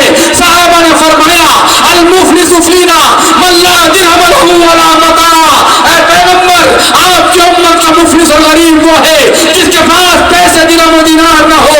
नबी ने फरमाया नहीं नहीं, अल मुफलिस मिन उम्मती, मेरी उम्मत का मुफलिस और गरीब आदमी वो है मय्याति बियौमिल क़ियामा बिसलातिन व ज़कातिन व सियामिन, कल मैदान क़यामत में नमाजों का सवाब लेकर आएगा, ज़कात का सवाब लेकर आएगा और रोज़ों का सवाब लेकर आएगा, अच्छे अमाल का सवाब लेकर आएगा। लेकिन अल्लाह तबारक व तआला फरमाएगा कि दोनों को लाया जाए कि जिसने नमाज का सवाब लाया, रोज़े का सवाब लाया, हज का सवाब लाया, उम्रों का सवाब लाया, खैर का सवाब लाया, बिठाया जाएगा। मेरे भाइयों, रिवायत में आता है, लेकिन इन नमाज पढ़ने वाले ने कर्जा बहारा, किसी पर जुल्म करके आया होगा, वाकरा माल हाजा, किसी का नाजायज माल खा के आया होगा, वसफका दमन हाजा, किसी का नाजायज खून बहा के आया होगा, वक़ज़फ़ हाजा, किसी पर नाजायज तहमत लगा के आया होगा, और वशतम हाजा, किसी माँ बहन की गाली दे के आया होगा। अल्लाह बिठाएगा, उसको भी लाया जाएगा। جس کو اس نے گالی دی، جس کو اس نے مارا، جس کا خون بہایا، اللہ کہے گا کیا ہوا؟ وہ بندہ کہے گا اے اللہ یہ نمازی صاحب اور یہ روزہ رکھنے والا اور یہ حج کرنے والا اور یہ عمرہ کرنے والا، انہوں نے مجھے مارا بھی تھا۔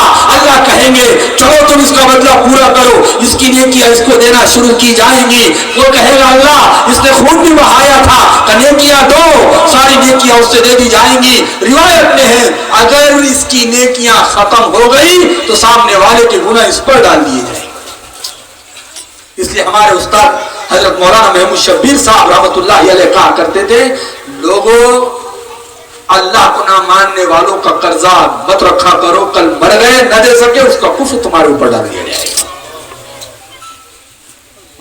اس لیے میرے بھائیو آج اس کو جو کرنا ہے کرو۔ اس لیے حضرت علی کا فرمان ہے الیوم عمل ولا حساب، آج عمل کا دن ہے، حساب کتاب کا دن نہیں۔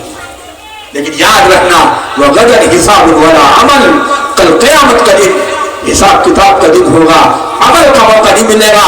اس لیے عمر فاروق رضی اللہ تعالیٰ عنہ جیسا جری اور بے باک انسان گھبرایا کرتے تھے اور کہا کرتے تھے لوگوں حاسبوا قبل ان تحاسبوا، لوگوں اپنا محاسبہ حساب کتاب کر لو قبل اس کے کہ تمہارا حساب کتاب کیا جائے۔ اس لیے سیرت النبی کا پیغام یہ ملتا ہے، نبی کی سیرت کا یہ پیغام ہے کہ اپنی زندگیوں کے دھاروں کو صحیح کر لو، آ جاؤ اللہ کی طرف، مڑ جاؤ اللہ کی طرف، کر لو توبہ، شراب سے توبہ کرو، سود سے توبہ کرو، زنا بلاکار سے توبہ کرو، بے حیائی سے توبہ کرو، مائیں بہنیں بے پردگی سے توبہ کرے، مہیلا بچت گھر کے نام پر کھانے والے حرام مال سے توبہ کرے، بے حیائی سے توبہ کرے۔ اور میرے بھائیوں چند پیسوں کے خاطر بے حیائیوں کے دلدل میں پھنس جانا اور اپنے جسم کے سودے کر لینا نہیں، یہاں کے سو کے ٹکڑوں پہ گزارے کر لو، یہاں کے سو کے ٹکڑوں پہ گزارے کر لو، ایک دن یہ دنیا ختم ہونے والی ہے، مرنے کے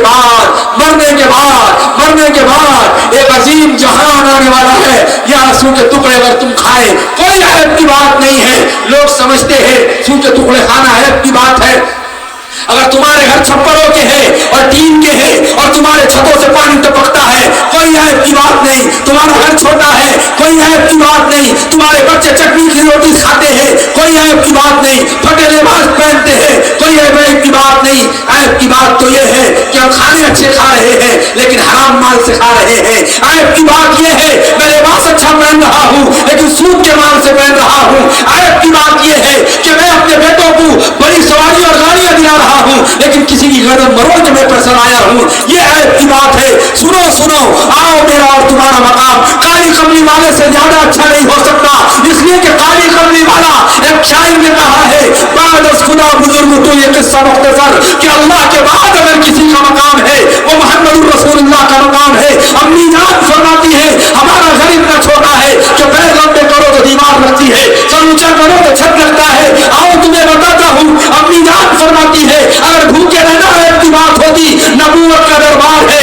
امی جان حضرت عائشہ کا کمرہ ہے، حضرت عائشہ رضی اللہ تعالیٰ عنہ کا گھر ہے۔ پوچھا امی جان نے فرمایا دو مہینے گزر جاتے، دو مہینے گزر جاتے، عربی والوں یہ بات حضرت عائشہ حمیرہ طاہرہ حفیظہ ایمان والوں کی ماں کہہ رہی ہے، دو مہینے گزر جاتے ہمارے گھر میں چولہا نہیں جلتا۔ فرمایا امی جان گزارا کس پر ہوتا؟ قربان جاؤں جس کے صدقے میں سارے دنیا کو مال ملا ہو اور جس کے صدقے میں سارے بنگلے والوں کو بنگلے ملے ہو، جس کالی کملی والے کے صدقے میں سارے مال والوں کو مال ملا ہو، جس کالی کملی والوں کے صدقے میں ساری دنیا کے لوگوں کو ملکوں کی بادشاہت ملی ہو، اس کالی کملی والے کے گھر کا حال یہ ہے کہ ہم پانی پی لیتے، کھجور کھا لیتے۔ اور تمہیں بتاتا ہوں مجموع زوائد مسند بزار کی روایت ہے فاطمہ الزہرا رضی اللہ تعالیٰ عنہا جس کے بارے میں نبی نے فرمایا میری یہ بیٹی فاطمہ سیدۃ النساء اہل الجنہ، جنت کی عورتوں کی سردارن بننے والی ہے۔ اور بھی والوں سنو وہ حضرت فاطمہ فرماتی ہے ایک دن بھوک نے توڑ پایا ہے، میں بے قرار و بے قرار ہوئی، گھر کی تھیلیاں چھاڑی، مٹھی بنا کر نکلا، خبستو میں نے اس کی ایک چھوٹی سی ٹکیا بنائی، میں نے اس کی ایک چھوٹی سی ٹکیا بنائی، ایک چھوٹی روٹی بنائی، میں نے کھانا چاہا، مجھے ابا کا خیال آیا، میرے محبوب محمد رسول اللہ کا خیال آیا۔ فاطمہ کہتی ہے میں لقمہ کھانا چاہ رہی تھی، بغل میں کپڑے میں لپٹا، بغل میں دبایا، میں میرے محبوب میرے ابا حضور جناب محمد پہنچی. نبی نے فرمایا فاطمہ کیسا آنا ہوا؟ فرمایا یا رسول اللہ یہ روٹی تمہاری بیٹی فاطمہ کو بھوک نے بے قلب قرار کر دیا تھا. چھوٹا سا آٹا نکلا, ایک روٹی بنائی تھی, میں نے کھانا چاہا, آپ کا خیال آ گیا کہ میرے ابا کالی کپڑی والے نے کچھ کھایا یا نہیں کھایا, قربان جاؤں. پھر فاطمہ یہ کیا ہے؟ اگر فاطمہ نے پورا قصہ بیان کیا تو اگر نبی کریم صلی اللہ علیہ وسلم کا جواب سنو اپنی والو, میری ماں بہنوں میں تم گھر میں سن رہی ہو, فاطمہ نے فاقے برداشت کیے, سروں کے دوپٹوں کو نیچے نہیں آنے دیا, فاطمہ نے فاقے برداشت کیے, نبی کے دین کی لاج رکھی. نبی نے جملہ ارشاد فرمایا فاطمہ هذه اول طعام ما اکلہ منذ ثلاثۃ ایام, یہ سب سے پہلا لقمہ ہے جو 3 دن کے بعد تیرے باپ کے پیٹ میں جا رہا ہے. فاقے بری بات نہیں ہے, ایسے فاقے مبارک ہے جو حلال روزی کے انتظار میں کیے گئے ہیں. ایسے فاقے مبارک ہیں جو حلال لقموں کے انتظار کرتے کرتے فاقے آ گئے. ایسے حرام کے 1 کروڑ لقموں پر فاقوں کا 1 لقمہ بھری ہے. حلال کھانا سیکھو, پھر دیکھو تمہاری گودوں میں پلنے والی اولادیں حسین جیسا کارنامہ انجام دے. پھر تمہاری گودیں بزدل پیدا نہیں کریں گی, پھر تمہاری گودیں دیوس پیدا نہیں کریں گی, تمہاری گودوں میں اللہ پاکیزہ نڈر بے باک بے خوف اچھے لوگ پیدا کریں, سچ بولنے والے, حق بولنے والے, رونے والوں کے آنسو پوچھنے والے, بیواؤں کا ساتھ دینے والے, یتیموں کا سپورٹ کرنے والے, لوگوں کو ان کا حق دینے والے, ظالموں کو ظلم کی سزا دینے والے, مظلوموں کو انصاف دینے والے. اور پھر عجیب بات ہے میرے بھائیوں, عجیب بات ہے, مجھے ان کا جملہ یاد نہیں آ رہا, غالباً کسی اللہ والے کا جملہ نام یاد نہیں آ رہا. کسی نے پوچھا کہ اگر کوئی چور چوری کر لے تو کیا کیا جائے, ہاتھ کاٹے جائے. فرمایا نہیں, اگر اس مسلمانوں کی حکومت میں کوئی بھوکا سوتا ہے, کوئی مسلمانوں کی حکومت میں کوئی چور چوری کرتا ہے بھوک کی وجہ سے, تو اس میں مسلمانوں کے امیر کے ہاتھ کاٹے جائے. تمہاری بادشاہت, تمہاری بادشاہت, تمہاری رعایا اور جنتا میں ایک آدمی کیا ہو رہا ہے, بھوک کی وجہ سے چوری کر رہا ہے, تم نے اس کے بھوک کا خیال کیوں نہیں کیا؟ حضرت عمر رضی اللہ تعالیٰ عنہ کہا کرتے تھے, ایک پل میں گڑھا ہو گیا تھا, کہنے لگے اس کو جلدی پیک کرو, اس کو جلدی بھرو, کہیں کسی جانور کا پیر نہ پھنس جائے اور وہ جانور قیامت کی میری شکایت نہ کر دے. یہ تھے عدل و انصاف کو قائم کرنے والے. اگر چاہتے ہو ایسے لوگ ہماری گودوں میں پرورش پائے تو حلال کے لقموں کا انتظام کرو, اور اگر حلال کے لقمے نہیں ملتے تو انتظار کرو. یہ فاقے بھی مبارک ہے, اس لیے ایسی بات نہیں کہ یہاں سے لے کے وہاں تک ہمارا وقت ہو رہا ہے, بلکہ ہم شکریہ ادا کرتے ہیں ارنی پولیس اسٹیشن کے پولیس پرشاسن کا کہ انہوں نے ان کو تھوڑا وقت بڑھا کر دیا ہے. یہ بھی ہمارے بھائی ہے, یہ ہمارا سپورٹ کرتے ہیں, ہم ان کے بھی حق میں دعا کرتے ہیں کہ اللہ ہمیشہ ہمیشہ آنے والی زندگی میں ان کو بھی کامیاب فرما دے. یہاں سے لے کر آخر تک پورا مجموعہ اسٹیج پہ بیٹھے دائیں بائیں سب نیت کرو, پیغمبر کی بات پر سنیں گے نہیں بلکہ عمل کریں گے انشاءاللہ. آپ نے سیرت النبی کا پروگرام سجایا, اللہ جزائے خیر دے. حق گروپ والے, نام بھی ان کا حق ہے, اللہ حق پر چلائے رکھے, اللہ حق کے ساتھ رکھے. قرآن کہتا ہے قل جاء الحق وزهق الباطل ان الباطل کان زهوقا, کہ حق آ گیا باطل چلا گیا, باطل جانے ہی کے واسطے آیا ہے. حق کا مطلب کیا ہے؟ حق کیا ہے؟ حق وہ ہے جو قرآن کہے, حق وہ ہے جو پیغمبر کہے, حق وہ ہے جس کو صحابہ بیان کرے, حق وہ ہے جو شریعت بیان کرے.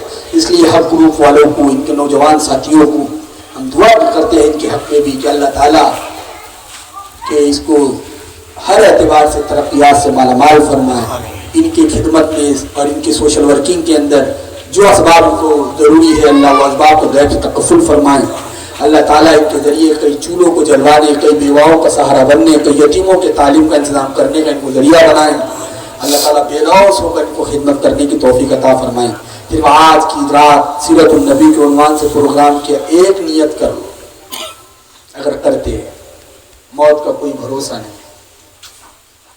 اور ایک بات کہ اگر اپنی بات ختم کر دیتا ہوں, یہاں سے لے کر آخر تک سارا مجمع نیت کر لے کہ نبی کا چہرہ اپنے چہرے پہ سجائیں گے انشاءاللہ. پورا مجمع نیت.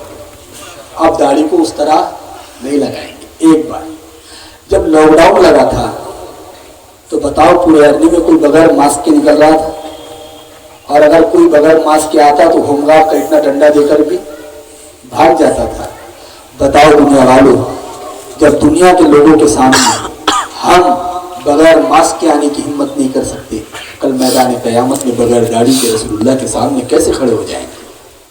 اس لیے نیت کرو. آج سیرت النبی کا سب سے بڑا پیغام یہ ہے، حق کے ساتھ رہیں گے، صحیح بولیں گے، جھوٹ نہیں بولیں گے، غلط نہیں تولیں گے، صحیح تولیں گے، جھوٹا ہوا تولیں گے، کسی کا مال ناجائز نہیں کھائیں گے، بیواؤں کا مال نہیں کھائیں گے، یتیموں کا مال نہیں کھائیں گے، کسی کی جگہ نہیں پہنچائیں گے، کسی کا پلاٹ اپنی جگہ کے اندر نہیں لیں گے، کسی کا کھیت کا دھوڑا اپنے کھیت میں نہیں داخل کریں گے، کسی کے مال کو غلط طریقے سے نہیں بھیجیں گے، دھوکہ دے کر نہیں کمائیں گے. کسی کو مت دھوکہ دو.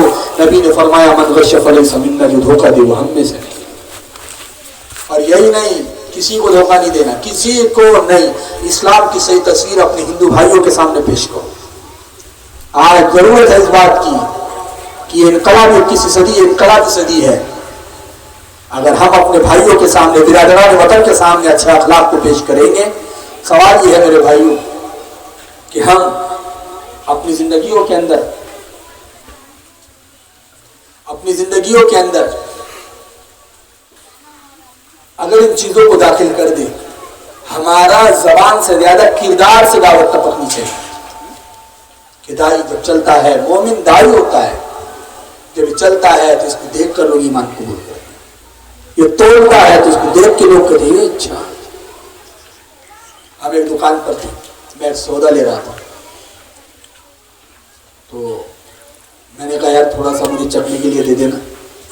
تو اس نے توڑنے سے پہلے دینے کی کوشش کی. وہ ہمارا غیر مسلم بھائی تھا. میں نے کہا نہیں، پہلے تولو پھر دو. وہ بہت غور سے مجھے دیکھ رہا تھا. جب میں نے وہ چیز لے لی تو میں نے اپنی گنی ہوئی چیز میں سے وہ چیز کھا کر دی. کہا میرے پاس سے نہیں لی، یہ لیے. میں نے کہا میں اس کا مالک نہیں ہوں، میں اس کا مالک ہوں. تو اس نے ایک جملہ کہا، سب ایسے ہو گئے تو دنیا کتنی اچھی ہو جائے گی. میرے بھائیوں، دنیا کے پاس زندگی گزارنے کے طریقے نہیں ہیں.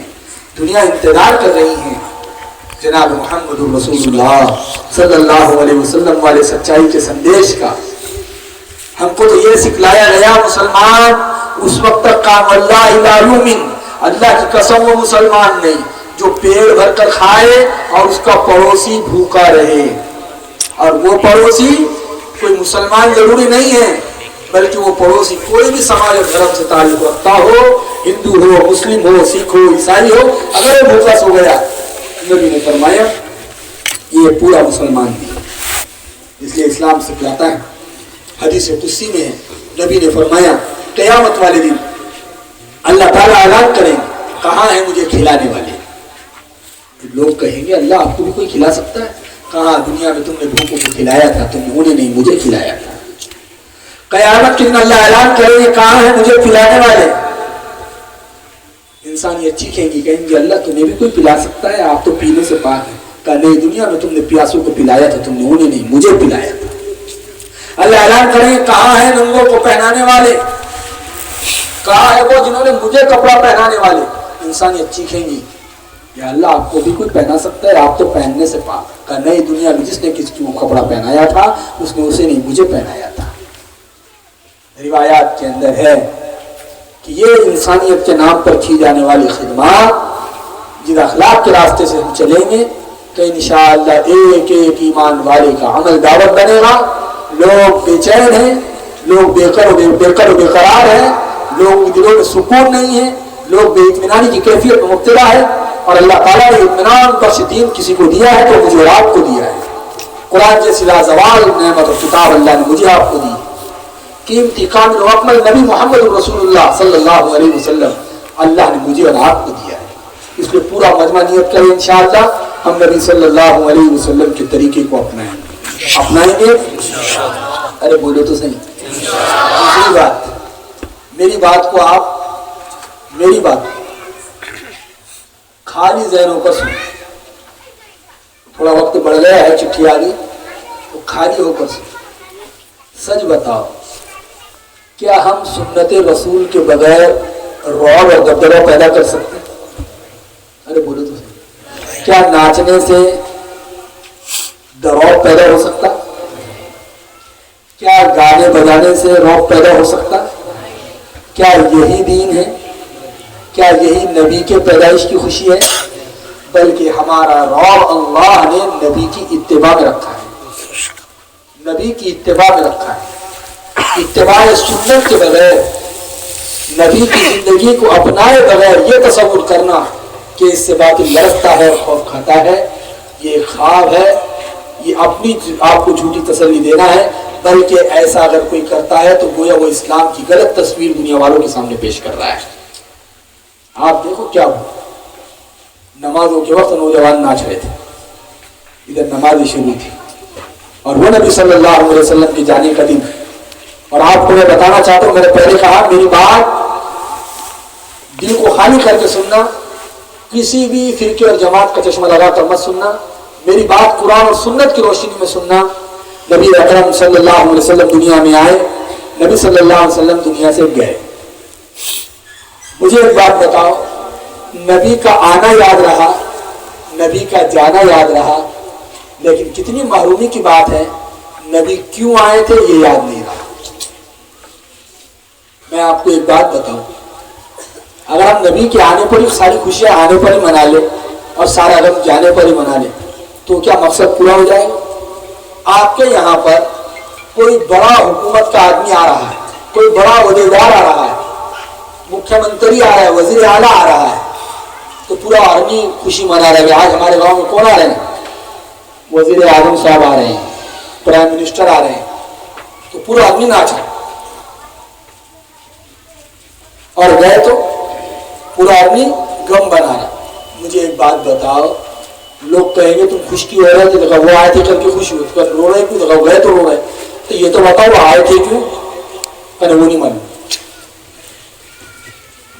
اتنی بات ہے نا۔ ارے وہ آئے تھے ٹھیک ہے، خوشیاں منائیں، کہ ملک کے پرائم منسٹر آدمی میں آ گئے، خوشیاں منائیں، اس کی تو خوشی کی اجازت ہے، لیکن کیوں آیا یہ تو تم کو معلوم ہونا چاہیے نا۔ کہ انہوں نے یہاں پر اسٹیڈیم پاس کر دیے، یہاں پر ایئرپورٹ پاس کر دیے، یہاں پر ریلوے پاس ہو گئی، یہ سارے کام کر کے گئے۔ اب تم بولے نہیں آنا بھی معلوم، جانا بھی معلوم، لیکن کیوں آئے تھے یہ نہیں معلوم۔ ہم نے یہی کھیل کس کے ساتھ کر دیا؟ نبی کے ساتھ کر دیا، کہ نبی کے آنے پر بڑی دھوم سے منایا اور نبی کے جانے پر بڑا غم بنایا کہ نبی دنیا سے پردہ فرما گئے۔ بتاؤ تو صحیح، نبی اکرم صلی اللہ علیہ وسلم کی 23 سالہ زندگی انسانوں کو انسان بنانے کے لیے تھی، 23 سالہ زندگی بھٹکے ہوئے کو صحیح راستے پر لانے کے لیے تھی، 23 سالہ زندگی دکھے دلوں کو ملامہ کرنے کے لیے تھی، 23 سالہ زندگی اللہ کے قریب ہونے کے لیے تھی۔ یہ 23 سالہ زندگی ہمیں نبی کے مشن، ہم نبی کو یاد نہیں کر سکے، نبی کے مشن کو ہم یاد نہیں رکھ سکے۔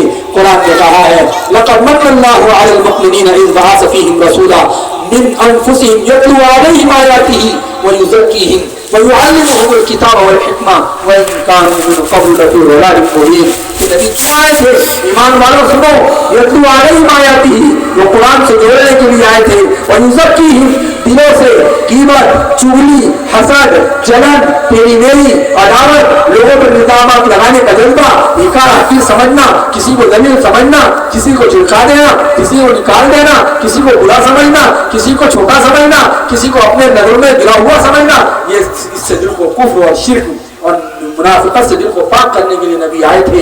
وَيُعَلِّمُهُمُ الْكِتَابَ وَالْحِكْمَةَ، نبی قرآن و سنت سے نکلنے والے مسائل کو سکھلانے کے لیے آئے تھے کہ نماز کے کیا مسائل ہے، وضو کی کیا مسائل ہے، غسل کی کیا مسائل ہے۔ یہاں بیٹھا ہوا مجمع خود اپنا محاسبہ لے کہ مجھے نماز کے فرض یاد ہے کہ نہیں یاد ہے، مجھے نماز کے واجبات یاد ہے کہ نہیں یاد ہے۔ نماز کا فرض چھوٹا تو نماز نہیں ہوتی، نماز کا واجب چھوٹا تو نماز واجب نہیں ادا ہوتی۔ آخر میں سجدہ سہو کرے گے تو پھر وہ اس کا ارادہ ضروری نہیں، لیکن میرے بھائی یہ کب معلوم پڑے گا؟ جو نماز کے فرائض معلوم پڑے گے تبھی تو نماز کا ہونا نہ ہونا معلوم پڑے گا، لیکن ہم کو کچھ یاد نہیں۔ قربان جاؤ، نبی اکرم صلی اللہ علیہ وسلم کا آخری دن ہے، فجر کا وقت ہو رہا ہے، صحابہ فرماتے ابو بکر صدیق رضی اللہ تعالیٰ عنہ کی امامت میں صحابہ نماز ادا کر رہے ہیں۔ یہ مسجد نبوی ہے اور یہ حجرہ عائشہ ہے۔ میں اور دعا دیتا ہوں اللہ تمام کو بار بار حرمین کی زیارت نصیب فرمائے۔ جب کالی کملی والے کے روزے پہ پہنچوں گے تو ہم کو دکھے گا نبی اکرم صلی اللہ علیہ وسلم کا روزہ، ہم جان حضرت عائشہ کے کمرے میں، پردہ ہٹایا، آخری دن ہے نبی اکرم صلی اللہ علیہ وسلم کا کہ نبی صلی اللہ علیہ وسلم فجر کا وقت ہے، آپ نے پردہ ہٹایا، جیسے آپ نے فرمایا پردہ ہٹا دو، آپ کا پردہ ہٹایا گیا، آپ نے صحابہ کو مسجد نبوی میں یوں دیکھا، صحابہ فجر کی نماز میں ہیں، صحابہ فرماتے ہیں ہمیں نبی کی پرچھائی نظر آئی، ایسا نبی کا چہرہ لگ رہا تھا جیسے قرآن کا ورق ہو، جیسے قرآن چمکتا ہوا قرآن ہو، نبی کا آخری دن ہے، اشراق فجر کا وقت ہے، نبی اکرم صلی اللہ علیہ وسلم مسکرا رہے ہیں، نبی اکرم صلی اللہ علیہ وسلم نے ہاتھ سے اشارہ کر کے کہا الزموا، اپنی جگہ پر ٹھہرے رہو، ادھر ادھر نہ مڑو۔ صحابہ یہ سمجھ رہے تھے شاید نبی ہمارے درمیان میں نماز پڑھنے کے لیے آ رہے ہیں، نماز پڑھانے کے لیے آ رہے ہیں، کیا پتا تھا کہ کائنات کا سب سے خوبصورت سورج کا آج غروب ہونے والا ہے، جبکہ دنیا کا سورج طلوع ہونے والا ہے۔ نبی اکرم صلی اللہ علیہ وسلم کی آخری نماز، آپ کا آخری وقت، جب آپ نے پردے کی طرف دیکھا، پردہ اٹھایا گیا، صحابہ کو فجر کی نماز میں پایا تو آپ نے مسکرایا، آپ نے تبسم فرمایا، پھر پردہ گرا دیا گیا۔ اس کے بعد ہمیشہ کے لیے اشراق سے تھوڑا اوپر کائنات میں رسالت کا یہ سورج ہمیشہ کے لیے غروب ہوا۔ دنیا کا سورج چمک رہا تھا، رسالت کا سورج غروب ہو رہا تھا، بظاہر یہ غروب ہو رہا تھا، لیکن ہمارا عقیدہ ہے کہ نبی اکرم صلی اللہ علیہ وسلم دنیا سے پردہ فرمائے ہیں، آپ اپنی قبر میں زندہ ہے، نبی اکرم صلی اللہ علیہ وسلم اپنی قبر میں زندہ ہے، یصلون، نماز پڑھ رہے ہیں۔ ایک روایت میں ہے یرزق کو آپ کو روزی دی جاتی ہے۔ میرے بھائیوں، نبی اکرم صلی اللہ علیہ وسلم کے مزار اقدس پر کوئی جا کر صلاۃ و سلام کا نذرانہ پیش کرتا ہے، روایت میں ہے نبی نے فرمایا میں خود سنتا ہوں، اور جو مجھے عربی میں بیٹھ کر نبی پر درود و سلام کا نذرانہ پیش کرتا ہے، نبی نے فرمایا کہ فرشتے اس پر درود مجھ تک پہنچا دیتے ہیں۔ میرے بھائیوں، ہمیشہ کے لیے نبی صلی اللہ علیہ وسلم دنیا سے تو گئے ہیں، لیکن قبر کے اندر زندہ ہے۔ مجھے بتائیں، جب نبی آخری وقت میں جا رہے تھے تو اپنی امت کو کس حال میں چھوڑ کے گئے؟ امت فجر کی نماز میں کھڑی ہوئی تھی۔ جب نبی دنیا سے گئے تو امت فجر کی نماز میں کھڑی ہوئی تھی، اور اللہ کے نبی صلی اللہ علیہ وسلم کا مسکرانا یہ بتا رہا تھا کہ آپ مطمئن ہو چکے تھے کہ میری امت، جس امت کی طرف مجھے نبی بنا کر بھیجا گیا ہے، وہ امت نماز والے عمل پر کھڑی ہو گئی ہے۔ اس لیے حضرت جی مولانا الیاس صاحب رحمۃ اللہ علیہ فرمایا کرتے تھے کہ ہمارے اس دعوت و تبلیغ اور کام کا مقصد امت کو سطح پر پہنچانا ہے، جس سطح پر نبی اکرم صلی اللہ علیہ وسلم چھوڑ کر گئے ہیں۔ مجھے بتاؤ ورنی والے نبی کس حال میں امت کو چھوڑ کے گئے تھے؟ وہ فجر کی نماز تھی، یہ اس امت کو نماز پر کھڑا کر کے گئے ہیں۔ اس لیے نیت کرو، جس نماز پر کھڑا کر کے گئے تھے اسی نماز میں سب سے زیادہ امت سوئی ہوئی رہتی ہے۔ آج سیرت النبی کا پیغام یہ ہے کہ ہم انشاءاللہ اس نماز کو زندہ کریں گے سب انشاءاللہ۔ داڑھی کون کون رکھیں گے؟ ہاتھ اٹھاؤ ذرا، چھوٹے بچے بھی اٹھا لے، آگے آئیں گے تو رکھ لینا بیٹا، نیت کر لو، ثواب تو شروع ہو جائیں گے۔ بہت سارے لوگ سوچ رہے ہوں گے شادی ہوگی تو کر لیں گے، لڑکی کوئی دیتا نہیں۔ ارے میرے بھائی، خوش نصیبی ہے، داڑھی معیار بناؤ شادی کا۔ جو لڑکی داڑھی کے ساتھ شوہر کو قبول کرے گی، سمجھنا وہ لڑکی دیندار ہے۔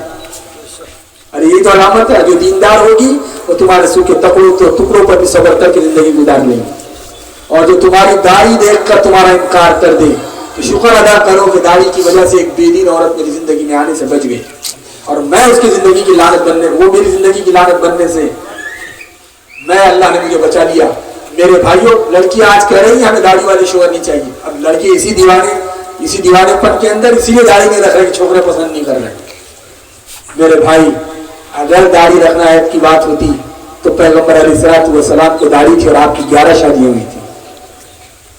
میری بات سمجھ میں آ رہی پیچھے؟ تو سچی بتاؤ، داڑھی والے سب بغیر شادی کے ہیں؟ داڑھی والوں کی بھی شادیاں، اور کمال کیا پتہ، آگے کی بات کرتا ہوں، یہ علماء حفاظ، علماء کرام کو کام کرنے والوں کو آپ دیکھو، ماشاءاللہ کبھی نہیں سنے ہوں گے آپ نے کسی داڑھی والے مولانا نے خودکشی کر لی، وہ عورت سے پریشان ہے، طلاق دے دی۔ یہ بڑے سنے ہوں گے کروڑ پتی ہے، لاکھوں پتی ہے، لاکھ روپے تنخواہ ہے، طلاق دے دی۔ مجھے سمجھ میں آ رہی؟ کچھ تو وجہ ہے۔ اس لیے داڑیاں رکھو، یہ چھوٹے چھوٹے بہانوں سے، یہ مرد کی زینت ہے۔ داڑھی کیا بولو؟ مرد کی زینت۔ یہ آ کر یہ بتاتی کہ تم آدمی ہو، یہ کاٹ کے یہ بتاتا نہیں جی تم کو غلط فہمی ہو گئی۔ ارے داڑھی آ کر یہ بتاتی کہ تم آدمی ہو، مرد ہو، لیکن یہ کاٹ کے یہ بتاتا ہے کہ تم کو غلط فہمی ہو گئی. تو ایسی غلط فہمی تم پیدا مت کرو. نیت کرو انشاءاللہ کہ داڑھی کا استقبال کریں گے. ارے کریں گے، رکھیں گے، لیکن اس میں کیا پتا ہے، ہم نے اپنے ہاتھ سے اب داڑھی کو برابر جمانا، برابر رکھنا. اب داڑھی کے آدھے بال ادھر اڑ رہے، آدھے بال ادھر اڑ رہے، وہ بے دب دکھتی. داڑھی ایسی بھی نہ ہو. داڑھی کتنی ہو تو نبی نے داڑھی رکھی، نبی نے فرمایا داڑھی بڑھاؤ مونچھیں گھٹاؤ. اب داڑھی کتنی رکھیں گے تو ہم دیکھیں گے صحابہ نے کیا عمل کیا نبی کو دیکھ کر. تو عبداللہ ابن عمر رضی اللہ تعالیٰ عنہ بڑے عاشق رسول تھے. وہ داڑھی کو ایک مشت پہ لے کر کیا کرتے تھے، یہاں سے کیا کرتے تھے، کاٹتے تھے. تو کم سے کم ایک مشت کیا ہونا چاہیے، داڑھی ہونی چاہیے. ارے بات سمجھ میں آ رہی نہیں آ رہی کچھ؟ ہر چیز کا سلیقہ سیکھو. نیت کرو انشاءاللہ آج سیرت النبی کے جلسے کو پھر جلسہ نہیں رہنے دیں گے، انشاءاللہ اس کو اپنی زندگیوں میں اتاریں گے. اللہ تبارک و تعالیٰ منتظمین کو، شریک ہونے والوں کو، اور جو لوگ ماں و بہنوں کو جس اعتبار سے اس میں تعاون فرمایا، اللہ اپنے خزانے غیب سے اپنے شاہ نشان ان کو بدلا عطا فرمایا، رکاوٹوں کو دور فرمائے، غیب سے اس کا تکفل فرمایا. اس طرح کے پروگرامات لیتے رہنا چاہیے. توفیق اللہ. جزاکم اللہ خیر.